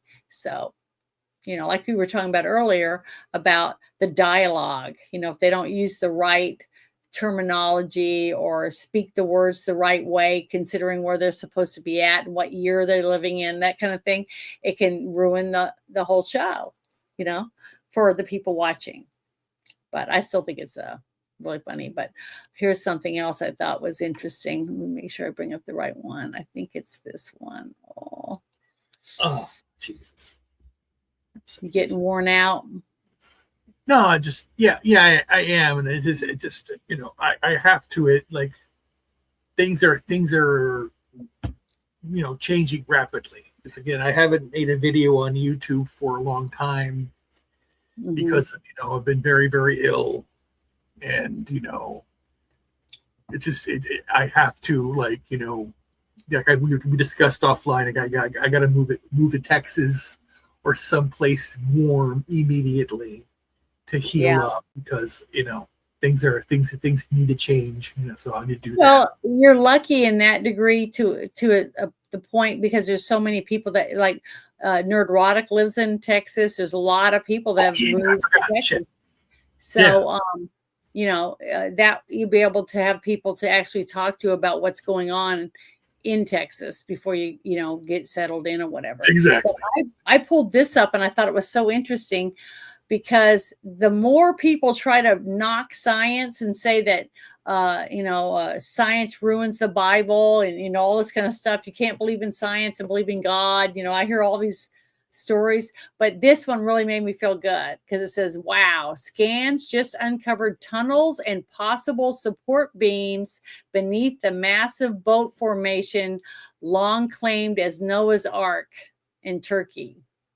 Decades after early explorers flagged it, cutting edge tech now backing the biblical site. I'm like, yay! I was so excited about it. I love science. I have been one of the kids that love doing science classes and going on field trips and doing all that stuff because, science sooner or later is going to prove what we need for the future. You know what I mean? And that movie, Hail Mary, I went and saw it and I thought it was great. And it was almost all scientific. You know what I mean? The way that they interacted, how they did things with him and the alien and all that. It's such a good movie with Ryan Gosling. So if you get a chance to go see it, if you like sci-fi and you like, that type of stuff, and you like Ryan Gosling, you will love this movie because he does such a good job. Because pretty much the whole movie, it's just him and a creature that he meets while he's doing his trip. So it's worth going to see if you want to see it. But I wanted to play this because I just was like, this is nice. This is good news. This is I don't know. It just made me feel good when I got to listen to it. American researchers working in the high mountains of Turkey have uncovered what appear to be hidden tunnels similar to the descriptions of the biblical account of Noah's Ark. Our next guest says his newly found evidence can prove that Noah's Ark did in fact exist, turning this biblical mystery into a reality. Joining us now from Turkey is one of those researchers from Noah's Ark Scans, Andrew Jones. Andrew, thank you so much for joining us and for all the good work that you're doing. This is fascinating. Tell us about your findings that could prove the real-life existence of Noah's Ark. Thank you for having me on. Yes, greetings from the mountains of Ararat, where the Bible says the ark landed. I'm about 1 mile from the Iranian border, and in this remote area, this boat formation was discovered in 1959. But our new research has shown that there are tunnels about 4 meters down and about 2 meters high, going down the center of the boat and on the inside edge of the hull shape. And so we really believe that this layout showing tunnels and also possible support beams and walls would suggest that it's a man-made object and not just a natural formation. Yeah, many geologists disagree with that. They say, look, this is just a natural formation. But gosh, Andrew, when I look at that, it doesn't look very natural to me. What's your response to those geologists? Yeah, so first of all, you have to explain how did an earthen formation get into the shape of a ship, and then is exactly 300 cubits long, which is the length given in the book of Genesis in the Bible. And so we have the exact length, we have the ship shape, and we're in the right location. And now we're also seeing that the soil inside is different from right outside the formation. So we have 3 times more organic matter found inside versus right outside. So it's a distinct object and not just part of the mountainside. Can you take your work underground and explore some of these tunnels to get a definitive answer? That is the next goal. And we're really hoping that the Turkish universities will be able to do that. And so that's the plan. And that's what we've suggested. And we're even wanting to help with designing a robot that can go down into these tunnels and film and take samples. I understand that your organization is called Noah's Ark Scans, which probably answers my next question for me. But in your heart of hearts, based upon all the time and all the effort that you have put into this, do you truly believe that you have found Noah's Ark? Yes, I do believe that this is the real decayed, buried remains of Noah's Ark, the famous ship. And we're doing our best to convince the skeptics and show the world this site. Yeah, there is a museum, I think it's in Kentucky. Yeah. The Noah's Ark Museum.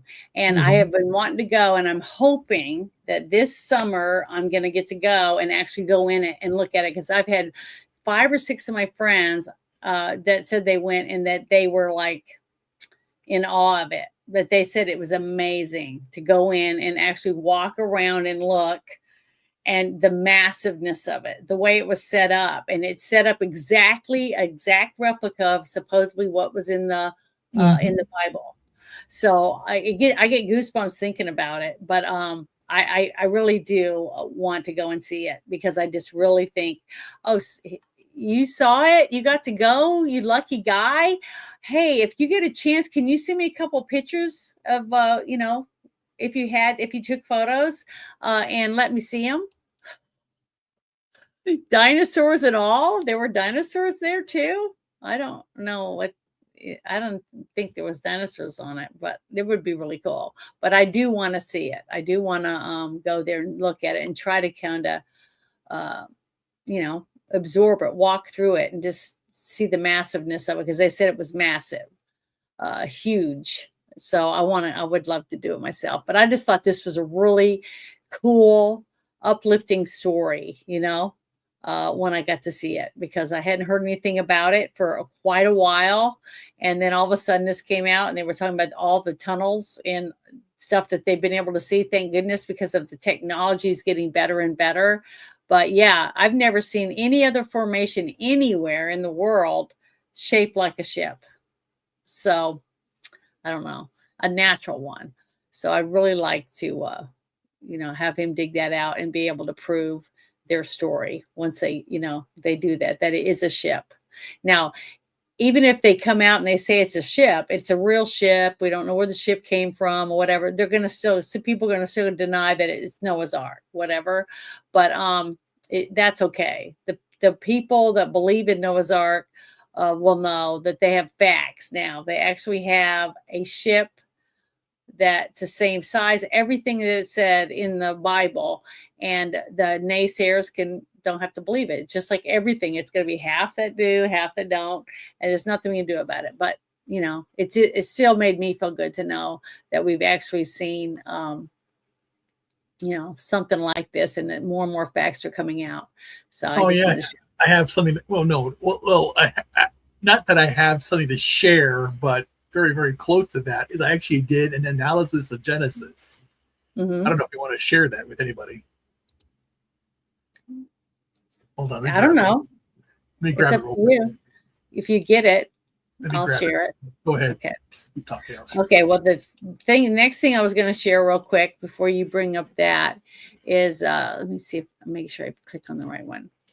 I think this is it. Oh, God, it's just so hard for me to be able to get things all set up. Make sure I'm clicking on the right one. Okay, yeah, this was pretty interesting. Let me pause this. Because this is another, Bear, it's a company, right? Another one. Deep State just got caught red-handed again, is what this person's saying. CIA officially admits cancer is biologically identical to parasites. Oh, God.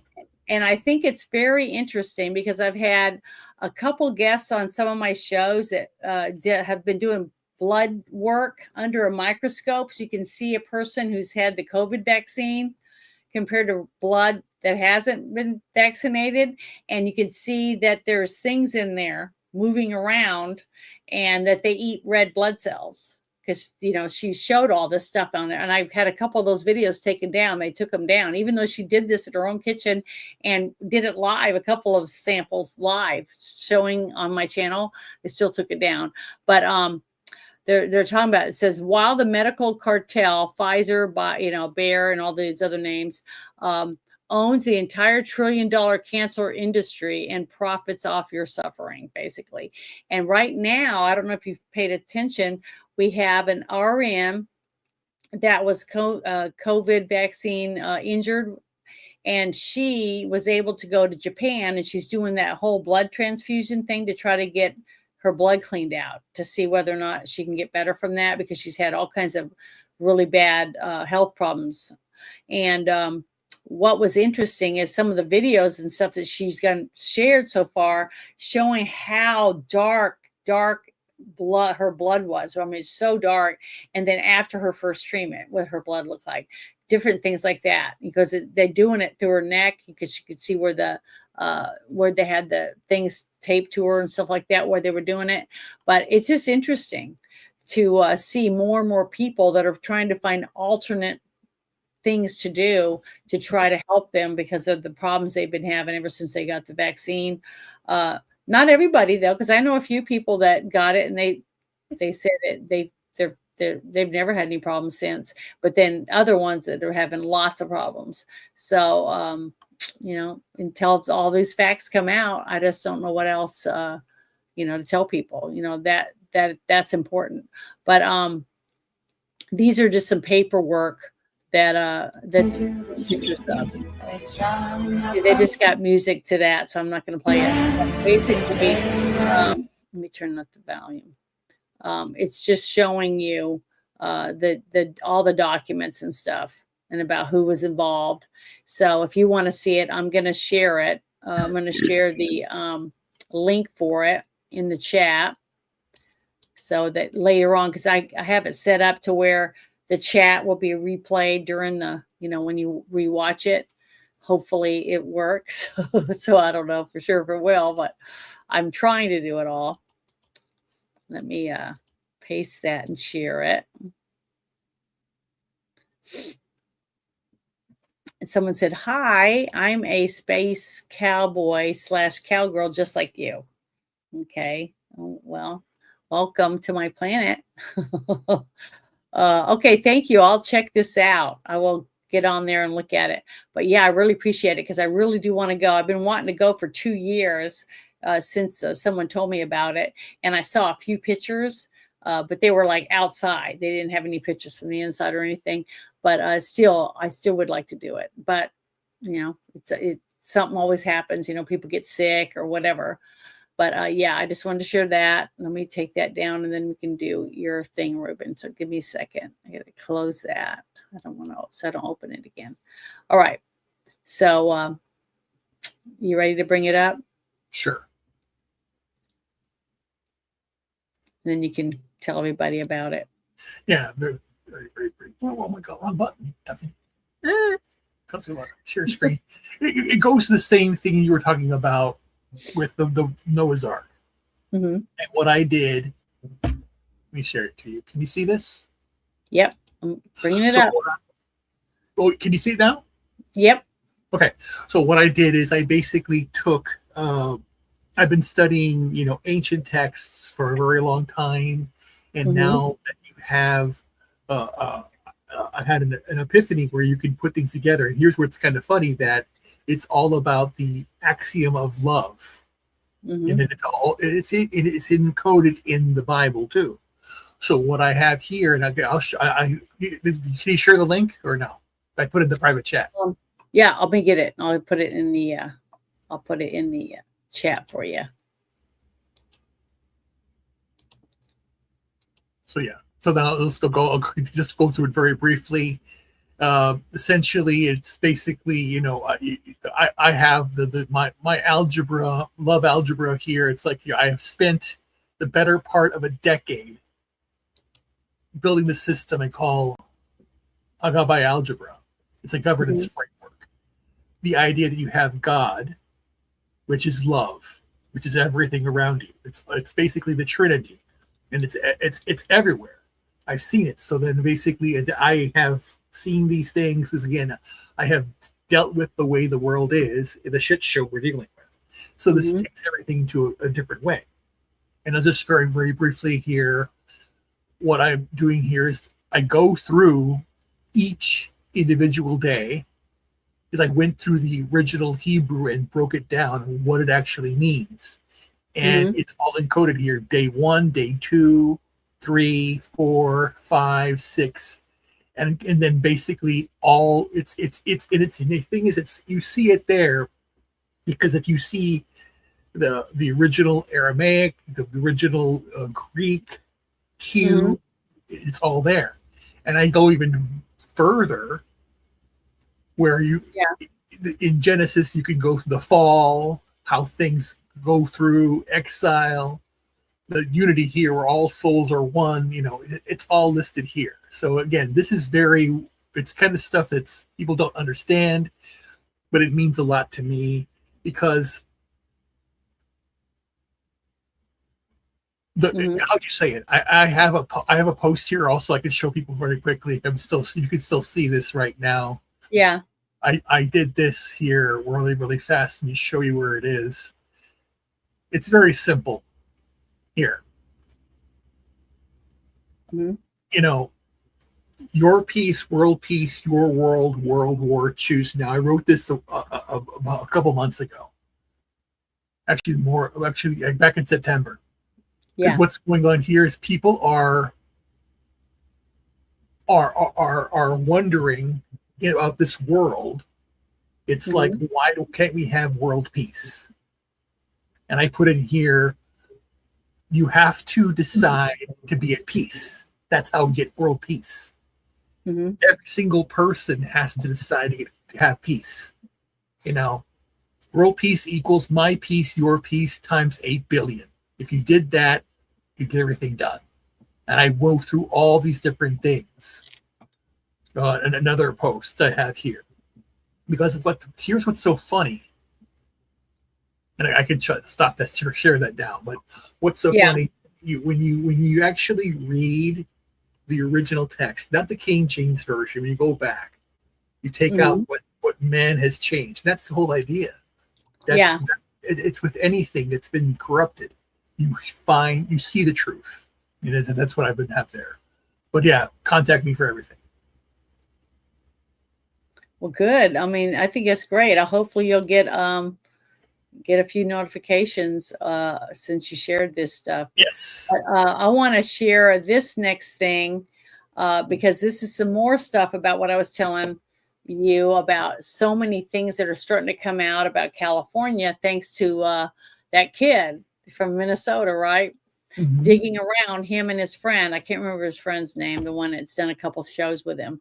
It says California Dems stole a staggering $334 billion with a B from taxpayers in just 5 years, bigger than every other state combined.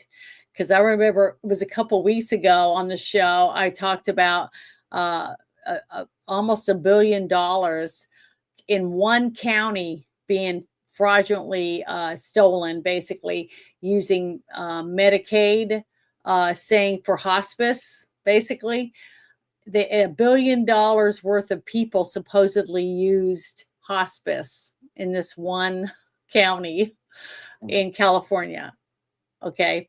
And which we know is, you know, we're knowing now it's coming out. There weren't even, I mean, they didn't even have the people that died. Supposedly when you get hospice care, they die at the end, but there was no death certificates. There was nothing to prove that there was anybody using this money. You see what I mean? So it's terrible. The fact that these people their heads got so big that they feel they could take anything they wanted. They just put their arms out and just scoop up all the taxpayer money that they felt like that they deserved because they figured a way to funnel it to their whatever, their yacht, with that much money, $434 billion, they could buy islands, a whole island and put buildings on it and make a whole, resort for that amount of money and be living high off the hog in another country. But I'm going to share this real quick because I think it's pretty good. But listen to this. Just like Gavin Newsom, he fixed the homelessness problem many years ago. He kept announcing that he's fixed it while the problem gets worse. I mean, this guy's a total disgrace, Gavin Newsom. If it's been fixed, then why is the money still going out? He says it was fixed in 2021. Those payments were from 2024. Right. He's just lying and gaslighting as he is on every single issue. And the truth is that California has got more fraud than the rest of America put together. And Dr. Oz is absolutely right. We need cooperation with the federal government. When I'm governor, that's what we'll get. In the meantime, I mean, we're trying to find it as well. My organization, Cal Doge, part of my campaign, we estimate now that the total fraud in the last 5 years in California, $434 billion. And what are they doing about it? Nothing, because they have total contempt for taxpayers. They don't consider it that it's our money that they're stealing and wasting. And that is why they're going to lose this year. They got just like this guy is running for office. Now, he's got balls to bring all this out, and I hope that the people in California are paying attention this time. I mean, all I've heard for the last couple of years is that the fire hydrants have no water in them. The reservoirs that are supposed to have water for forest fires and for people's homes to keep from burning when a fire truck comes to hook up to it should actually have water in them. Right? All these different problems like that. And then the fact that a person can't even rebuild their property until they have all these different permits and shit. That a lot of people haven't even rebuilt yet from the fires that Trump first went to when he first got elected. Because they can't get the shit they need to rebuild. Then also they have rolling blackouts in the whole state because they've closed all the nuclear power plants. And then they yell and scream to Palo Verde in Arizona to send them more power, which is a nuclear power plant. So they want nuclear power. They just don't want nuclear power in their state. I mean, I've never seen such a fucked up mess as I'm seeing coming out of California. More and more things, not just the money and the fraud, the way that they run the state is beyond comprehension to me, and how that the people have let them get away with it for so long. I mean, they want electric cars, they want electric homes, they want all these things. They want wind turbines, which need electricity. Okay, they need solar panels, they need all these different things, but they don't want nuclear power. You know, I just don't understand how anybody gets elected there when they have no common sense at all. At least that's how they act. You know what I mean? It's total stupidity. I mean, people must. And then I heard people griping one morning in a space on X that they were saying we pay over $6 and something a gallon for gas, and Trump is not doing anything about it. And I'm like, well, gosh, you know, I barely pay $3 a gallon in my state. I wonder why yours is so expensive. It could be that your state adds $3 a gallon as taxes on your gas. But see, they don't even want to think about that. They think they're being told by whoever, and they believe the fact that because we have Trump as president, that's why their gas is so expensive. But this last I heard, every other state that I know of, unless it's a liberal state, I guess, because most liberal states have higher everything. But what's scary is if you just look at all the cities all the way across the country, they're run by Democrats, and they're run into the ground until they're penniless, you know, and then the rest of the state has to pay back the money that one state's taking. Like you'll have all the road budget all going to the big city, you know what I mean?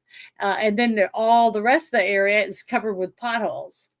So I live in a state that has a balanced budget amendment. So they are only allowed to spend a certain amount of money, no matter what. I don't understand how come. Well, I do understand now because of the Congress that we have. We'll never get a balanced budget amendment because I'm telling you right now, if you had a balanced budget amendment, this president would sign it. Because to try to get these people to stay within their boundaries, you know, because when you have a checkbook or a wallet, okay, and you got your paycheck and you got your money in your wallet, you open your wallet and you say, okay, I got to pay this bill, this bill, this bill, and I got to buy groceries, right?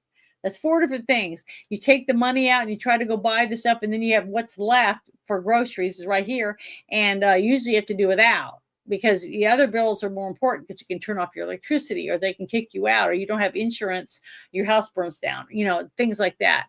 So you have to prioritize where the money's going to go.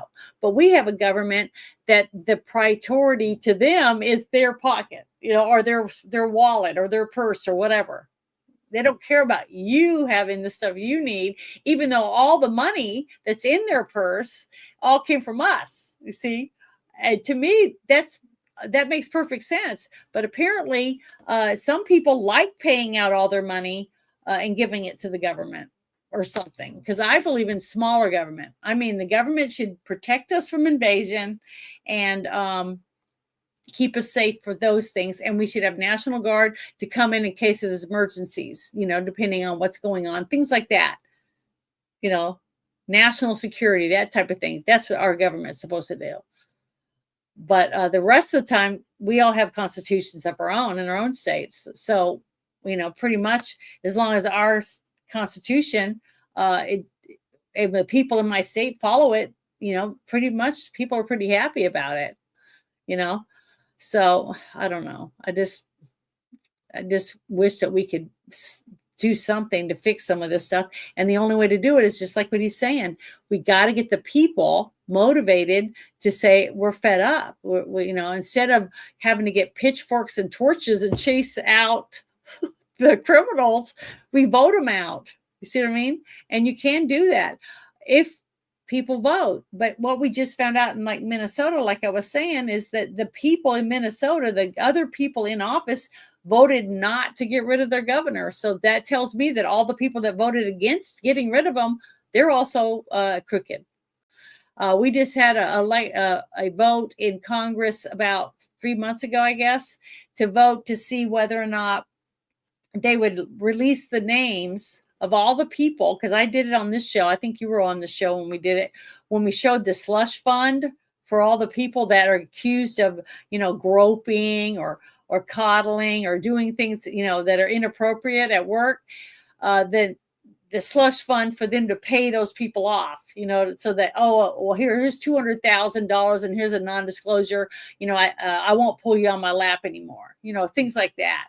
Well, a group of people got together in Congress and said, hey, we want to release all the names of the people who have taken money from the slush fund and spent it on whatever frivolous shit that belonged to the taxpayers, but you were groping or whatever. So now you took money out. So they wanted to release the names. 360 something said, no, we don't want to release the names. And 65 said, yes, we want to release the names. So that right there should tell you, we have 360 something people that don't care about what we want, the taxpayers. All they care about is what they want. So how do you get anything done for us when you have 360 something people sitting in that building voting against us all the time? You see, and 65 that are going to vote for us. See, it's way worse. It's not half. It's way worse than that, because the people that the fake rhinos, the fake, conservatives are also on the, on the liberal side. So, I don't see how we're ever going to fix that stuff, when we have it that bad off. And just think about what will happen if California turns red again, because wasn't it red a long time ago? I mean, I don't remember it ever being red, but people told me California used to be red. Was it? Mm-hmm. When was it red? It was governor. The state of California, when was it a red state like Texas or Florida? Reagan was governor. When Reagan? Oh, see, I didn't realize it was he was a California Hollywood actor. I figured, just because he ran as a Republican didn't mean he really was a Republican. But was California a Republican then? He was Democrat first and he switched. Okay, yeah. I hear that a lot, but I don't know. I just always thought California was a liberal state. So when people say, well, it'd be red again, I go, again? I just didn't realize that. I thought it was liberal. But I don't know. I'm just hoping, I'm still trying to make sure that we, this is your, I'm going to copy this again. I'm going to share your Substack again in the chat. Real quick in the, public chat with everyone before I get to the next thing, is I think we only have two more things is all I have left up here that I had pulled up. So, wow, I'm really surprised that you've made it the whole way. I'm kind of liking it. I know that you're probably getting really tired because, it's what time is it now? It's, it's 11:30 already. But let's see which one of these I wanted to pull up. I think we'll see what this one is real quick. Okay, this is a lot of people are thinking that Pete has done a good job, and then other people are saying, whatever. But this guy, he had an interesting thing about the true reason Pete Hegseth is being targeted is because he's standing between President Trump and a coup. So I just thought this was interesting. So I want you guys to listen to this interview real quick. It's only a small portion of it. Then we'll talk about what's on there.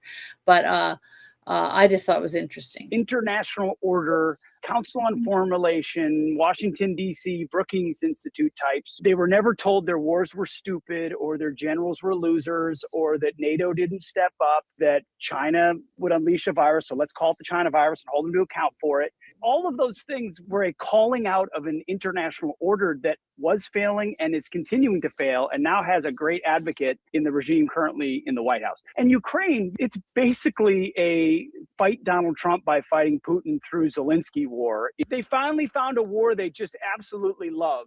Trump threatened the international order. So basically what he's trying to say is that the reason that they all are against Trump and him and his group is because of all the things that Trump has been trying to get rid of, turning off the spigot. They hated, remember all the hate that Elon Musk took when he started Doge? But he was a genius when he did it. He went and picked out all these young minds that were dying to go do this. They were so excited to go and do this job instead of finishing school at the time or missing out on their college or whatever to do it. But look what they found. I mean, they dug places that most people just had already filled the bag and set it in the corner and forgotten about it. You know what I mean? So it's like going into all the attics, in government, basically digging through all the attics. How interesting that must have been. I bet it was an experience that a lot of them just were like, what the, I think there's still some doing it too, isn't there? They're still going through shit because there's so much of it. Yes. But I just thought this was great. This whole article here, and I'm going to share it. You can read it. But the gentleman that's had him on his show, it's called The Battleground. I've only seen a few of his shows, but they're pretty good and they're very informative. But the questioning is also really good. It opens areas that you probably wouldn't even have thought of. At least I know I didn't, because I just don't. I'm not military, so I am a military brat, but more of my friends that are ex-military and stuff are the ones that actually, listen to this Battleground show. But I just wanted to share that because that's another point of view about why people are attacking Hegseth, because Hegseth's standing in the way. It's just like what Trump used to say a few times. He would say stuff like, they wanted to go after you, the taxpayer, but I'm in the way. That's why they're attacking me. And to a degree, I do believe that. So, because I'm still thankful that we dodged a bullet by not getting Hillary. I mean, because that's one person I'm thankful that we did not get. I mean, she's a witch. I'm telling you, she is worse than. How many people did she actually? She's horrible. So, but let's see. What was the other person that the cackling hyena that was running for president? I'm thankful she didn't win either. But yeah, Kamala Harris. She's bad too, but Hillary's 10 times worse. Hillary is in it for, I think she'd, burn everything to the ground. Anything that she felt she couldn't have, she didn't want nobody else to have it. So she would ruin all of it to keep you from getting it. That's totally vindictive type of person that I believe that she is. And that's my opinion. I have a right to have an opinion. And then I'm telling you, that's why I call her Hilderbeest, because you have no right for opinion. Just kidding. That's my point of view on her. I'm telling you, she's a witch. I can't stand the woman. And I am so thankful that they will never come back to Arkansas because she hates this state. I really do believe that she hates it. She will never come here. And they're going to, hopefully, if things happen the way they should, they won't have the money to live here. I'm hoping they'll be too poor to move back to Arkansas, but who knows? But yeah, it's pathetic. I mean, it's a mess. But there was this other article. I think this is the one. Let me look. Yeah, I'm going to do this one with Jeannie Perot. Is that how you pronounce her last name? She's our... Yeah, Janine Hero. Yeah, something like that. I always worried that I'm messing up her last name, but right here, Jean Ann or something like that, Perio, or however you pronounce her last name. Now, people say this is a waste of time, blah blah blah. It has to do with cars. Okay, the thing is, we have a whole team of people working at all different levels of fraud and crime. Okay, you have a whole group of people arresting people that came over the border illegally. Okay, they're committing crimes, thieves, rape, murder, driving trucks where they shouldn't even have had a driver's license and killing people on the roads, all that stuff. That's one level. Then you have the stuff that she's been trying to do with these mini gangs or these mini groups of people that are committing fraud and with different types of crimes. And then it gets higher and higher depending on the level of money involved, what area it is, whether it's trafficking or whatever. We got all these different people being arrested for so many different things, so many different areas. And to see these people working, I liked her before when she was doing interviews and she talked about different cases she was working on, things like that. I just think she's very interesting and she seems like a real go-getter.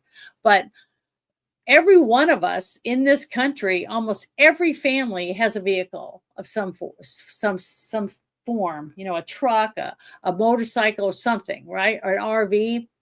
Well, we all have to pay insurance on that. We all have to pay the upkeep to take care of it. And sometimes they get stolen. Okay. And then we have to go through all that rigmarole of money of finding another vehicle to drive, getting a hold of your insurance company, if you have insurance, doing all those hoops that we got to jump through to keep going to your job and stuff. And usually nothing happens. They find your car, it's stripped down to nothing or whatever. It's been used in a crime or it gets burnt up. They burn it to burn the fingerprints and stuff off or whatever. So it's just a real headache. But if we can crack down on crime, no matter what level it is, and we're cracking down on it, to me, that's a good thing. People getting arrested for crime in our country is a good thing. So I'm sick and tired of reading comments of people saying, oh, this is a waste of time. It isn't a waste of time. Anytime people get arrested for committing crimes against other Americans, that's America first. Okay. And it doesn't matter whether you think it's important because it's not at the very top of the food chain. Every single state has a different height in crime. And some states, like my state, okay, we don't even have as many people in the whole state as New York City has in New York City. Okay. So we aren't going to ever be up here in the high crime because we got a tiny state. We got a small amount of people here. Compared Arkansas to Florida, we can't compete. Okay. We can't compete with Texas because we're small, but little states matter too. They're still Americans in those states. And if they got crime, they got car theft rings or whatever it is, to me, that's important that we're cracking down on crime, period. I just wanted to get that off my chest because I'm so sick of listening to people saying, oh, that's a waste of time. We're just wasting our time. It's not. It's never a waste of time when you arrest a child killer or a car thief. It doesn't matter. A bank robber, one person, arresting them and putting them in prison is what their job's supposed to be. So I'm going to play this because I want you guys to hear from her own mouth. But here we go. We are here to announce a 15-count indictment handed up yesterday in federal district court involving an international auto theft ring. They don't need keys and they don't need hot wiring, no smashed windows, no drama. Just a sleek electronic device called an AUTEL, A-U-T-E-L. And in under a minute, the car's brain is rewritten. The car is gone in 60 seconds. Welcome to the new world of car theft. We are here to... And what's interesting about it is you hear all your friends complaining, oh, I had this great account on Facebook or on Instagram or on X, and I had 20,000 followers. And so they were getting all this stuff going on with ads or whatever else going on, right? They get hacked because they clicked on a link or whatever in their messages or whatever, right? And they're bitching and moaning about it because they got hacked. Well, guess what? That can happen because it's electronic, right? On your computer, your iPad, or your phone. And if they hack your phone, they can get all your pictures, all your addresses, all the phone numbers, any banking information, anything they want that you had on that phone, they have access to it now. So now the cars that you get that don't have to have a key anymore, right? You don't have to have a key to open it. You don't have to have a key to start it. You have a push button key fob. Okay, so now all they got to do is use that and they can take your vehicle and they don't have to do anything. They just start your car and drive off. It's theirs. And it's going to be hard for you to find it because it might be they drive it to a port, they put it on a ship and they send it off to another country and they make 3 times the amount of money because it's an American made car. You know, if you think about that kind of stuff. So it's money. That's all they care about. They're criminals. They don't pay taxes. They could care less. So they just want your money because you just spend it and they know that your insurance company is going to pay you back for it or whatever. I don't know how it works because I've never had my vehicle stolen, but many people do. And it's a real hassle for Americans to have to go through all the rigmarole that they have to go through to get the insurance, to get another vehicle and stuff. And it's a pain in the ass. And these people are criminals and they should arrest them. And she said it was international, which tells me that that's probably exactly what they were doing. Taking the vehicles, putting them on these whatever ships or whatever and sending them somewhere. And making money 3 times the amount what they'd be able to sell it for in America because other countries like American-made cars. And American-made products. I mean, that's why we had the highest tariffs in every other country on our items, like a Harley motorcycle. It's very expensive over in the other countries because the tariffs are really, really high on them. So, you know, to me, I think this is great. And look, it's a small little group of people, but they're all working together. Everyone you see up there on that stage is working together to fight crime. And that's what we need. We need the criminals to know America is not the place that you're going to get to have business because we're going to be tough on you and you will go to prison.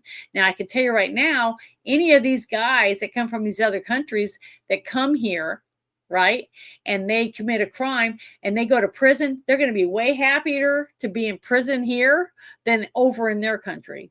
Because they're going to get 3 meals a day, they're going to get dental, they're going to get eye care, they're going to get all the stuff. I have actual people that I know that told me their retirement plan is to just commit a crime and go to prison when they're ready to retire because they can go rob a bank or knowing they're going to get arrested or whatever, because they said that way they can get their teeth fixed, they can have eye care, they get to get on the internet every day, they get 3 meals a day, and some of them even get visits from women while they're in prison. So hell, it's like a resort. You know, we treat the prisoners pretty darn good. The prisoners probably get treated better than our veterans do. I mean, if you think about it, it's pretty pathetic. But, you know, I'm happy that these people are being arrested for the crimes that they committed. Did you know anything about this? No, but I know how they do it. So yeah. Yeah, using the key fobs to just steal the cars, yeah. rewiring them. Yeah. I had a friend, this was like 10 years ago, and I was shocked that they were able to do this. They said they had a group that they finally arrested them. It took years to get enough information to find out where these people were hiding out. But what they were doing was somehow rewiring. They would drive up and down streets, and they have key fobs, but for garages, right? Yep. So they would just go and click and click and click as they drove up and down until a garage opened up. Because then that means the code that was in the system worked on their garage. And what they did was they had robbed a couple of warehouses that had garage doors, garage doors, and then they stole the fobs. Because almost every one of them has two. Yes. Right? For each of the husband and wife or mom and dad or whoever, that was owning the house, they take one of the fobs and then they just drive around because they're using the same code on some of them. They're just not using them right next door to each other, that type of thing. But that's what they were doing. And they would open the garage and they'd go in and take shit and just go right into the house and steal. So these criminals are getting smarter and smarter, especially when you have one of them that is computer savvy and knows how to use electronic stuff. So, just make sure you try to make sure that your doors are locked and keep your garage doors locked if you can, but do the best you can to protect your homes. But that was the last thing I had pulled up. Do you have anything that you want to talk about with what you have coming up or anything? Oh, just my stuff. Just the stuff that you've already talked about. That's it right now. Yeah. Okay. Well, that's okay. That's a lot. Yeah. Check him out. Check out his Substack. He's got a lot of stuff on there. It seems very interesting. He's been working on it for quite a while. The only stuff I have going on is tomorrow I'll be playing, in Bruce's game all day, playing Pathfinder basically. And on Sunday we're watching a movie that I've never seen and reviewing it afterward. And it's called Kelly's Heroes. It's a Clint Eastwood movie with a bunch of other stars in it. I've never heard of it before. He told me about it. So we're going to watch that and then we're going to do the movie review afterwards. So if you haven't seen Kelly's Heroes and you want to see it, you want to watch it with us, because we usually get a small group of us in Discord. We watch it and then we talk about it afterward, and we find out some really cool, interesting trivia, because everybody that has seen it has already looked up things or whatever else. And that's how I get a lot of really cool stuff, is by doing that. So just let me know on my X or whatever if you'd like to watch it with us. We usually start watching it around 12:30 Central Time, and it's a lot of fun. So if you would like to join us, let me know. But I just want to say thank you to everyone, and I want to play a special video before I do my outro to thank my members that I now have, a few members for my channel, and I want to play this for them to let them know how I appreciate it. I really appreciate it. I just want to say thank you. Say thank you for everything. Oh, the blessings, the messes, whatever comes next, I know you're watching over me. And I just want to be grateful. Just grateful for all I have. I'm alive and I'm breathing. This vibe's got me singing. Yay! And I made that myself. I'm getting a little better at it. But I just want to say thank you to everyone, and thank you, Ruben, so much for hanging out with me tonight. I really appreciate it, and I'm glad you're feeling a little better. But you definitely need to get a hold of basically, the update is the fact that I have to go and not a hospice, but I have to go and get some things to take care of. So got to go to Texas, maybe. Got to figure it out and then get some healing done, because I'm dealing with a lot of pain right now, and the doctors are saying this. So over the next few weeks, I'm going to talk to some more doctors and figure out what I have to do to get. So if things are changing, I have to change right away, unfortunately. But hope good things will happen. It's got to take it through one day at a time. Well, I'm gonna be on your side rooting for you, because I always want you to feel better. And it's been a while since you've been on the show, but basically Bruce was going through some stuff too with his him and his wife some problems, and let's see, just another red shirt. He's been having health problems. Yeah. Orange Hat is now helping his brother do stuff, and most people that I've asked if they want to join me, they just go, I don't like politics. So I'm like, all right, well, I guess do it by myself then. It's not really politics. It's just more like, it's mostly politics, because most of the shit that we're dealing with in our country is to do with somehow with politics. Yeah. I hate to say that, but that's the truth. Yeah, political theater. But the thing is, that's okay. I don't mind being by myself, but it's nice to have someone join me every so often. I really, really appreciate it. So I'm glad I try to read all my stuff before I start, because I don't check them at all when I'm doing the show because I'm too busy. But I hadn't seen anything posted on the shit show, and then today I saw upcoming. I'm like, what? And I'm going, okay. Yeah. So I try to put stuff out when I can, but sometimes people get notifications and other times they don't.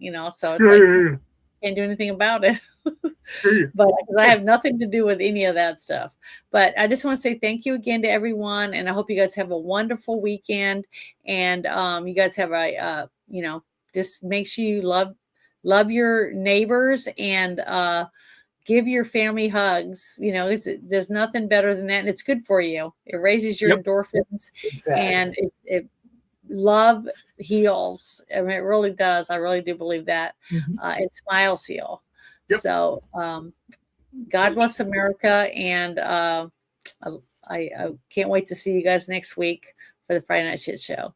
Thanks a lot. Bye, everyone. Boys and girls all over the world are being abused and tortured. The worst moments of these children's lives, they're being videotaped and they're being shared with other offenders all over the world. Many people would refer to this as CSAM, child sexual abuse material. They are suffering and they don't think that anyone is coming to help them. But we can. We can build that army and we can go get them. Come be a part of this team that is trying to push back this evil.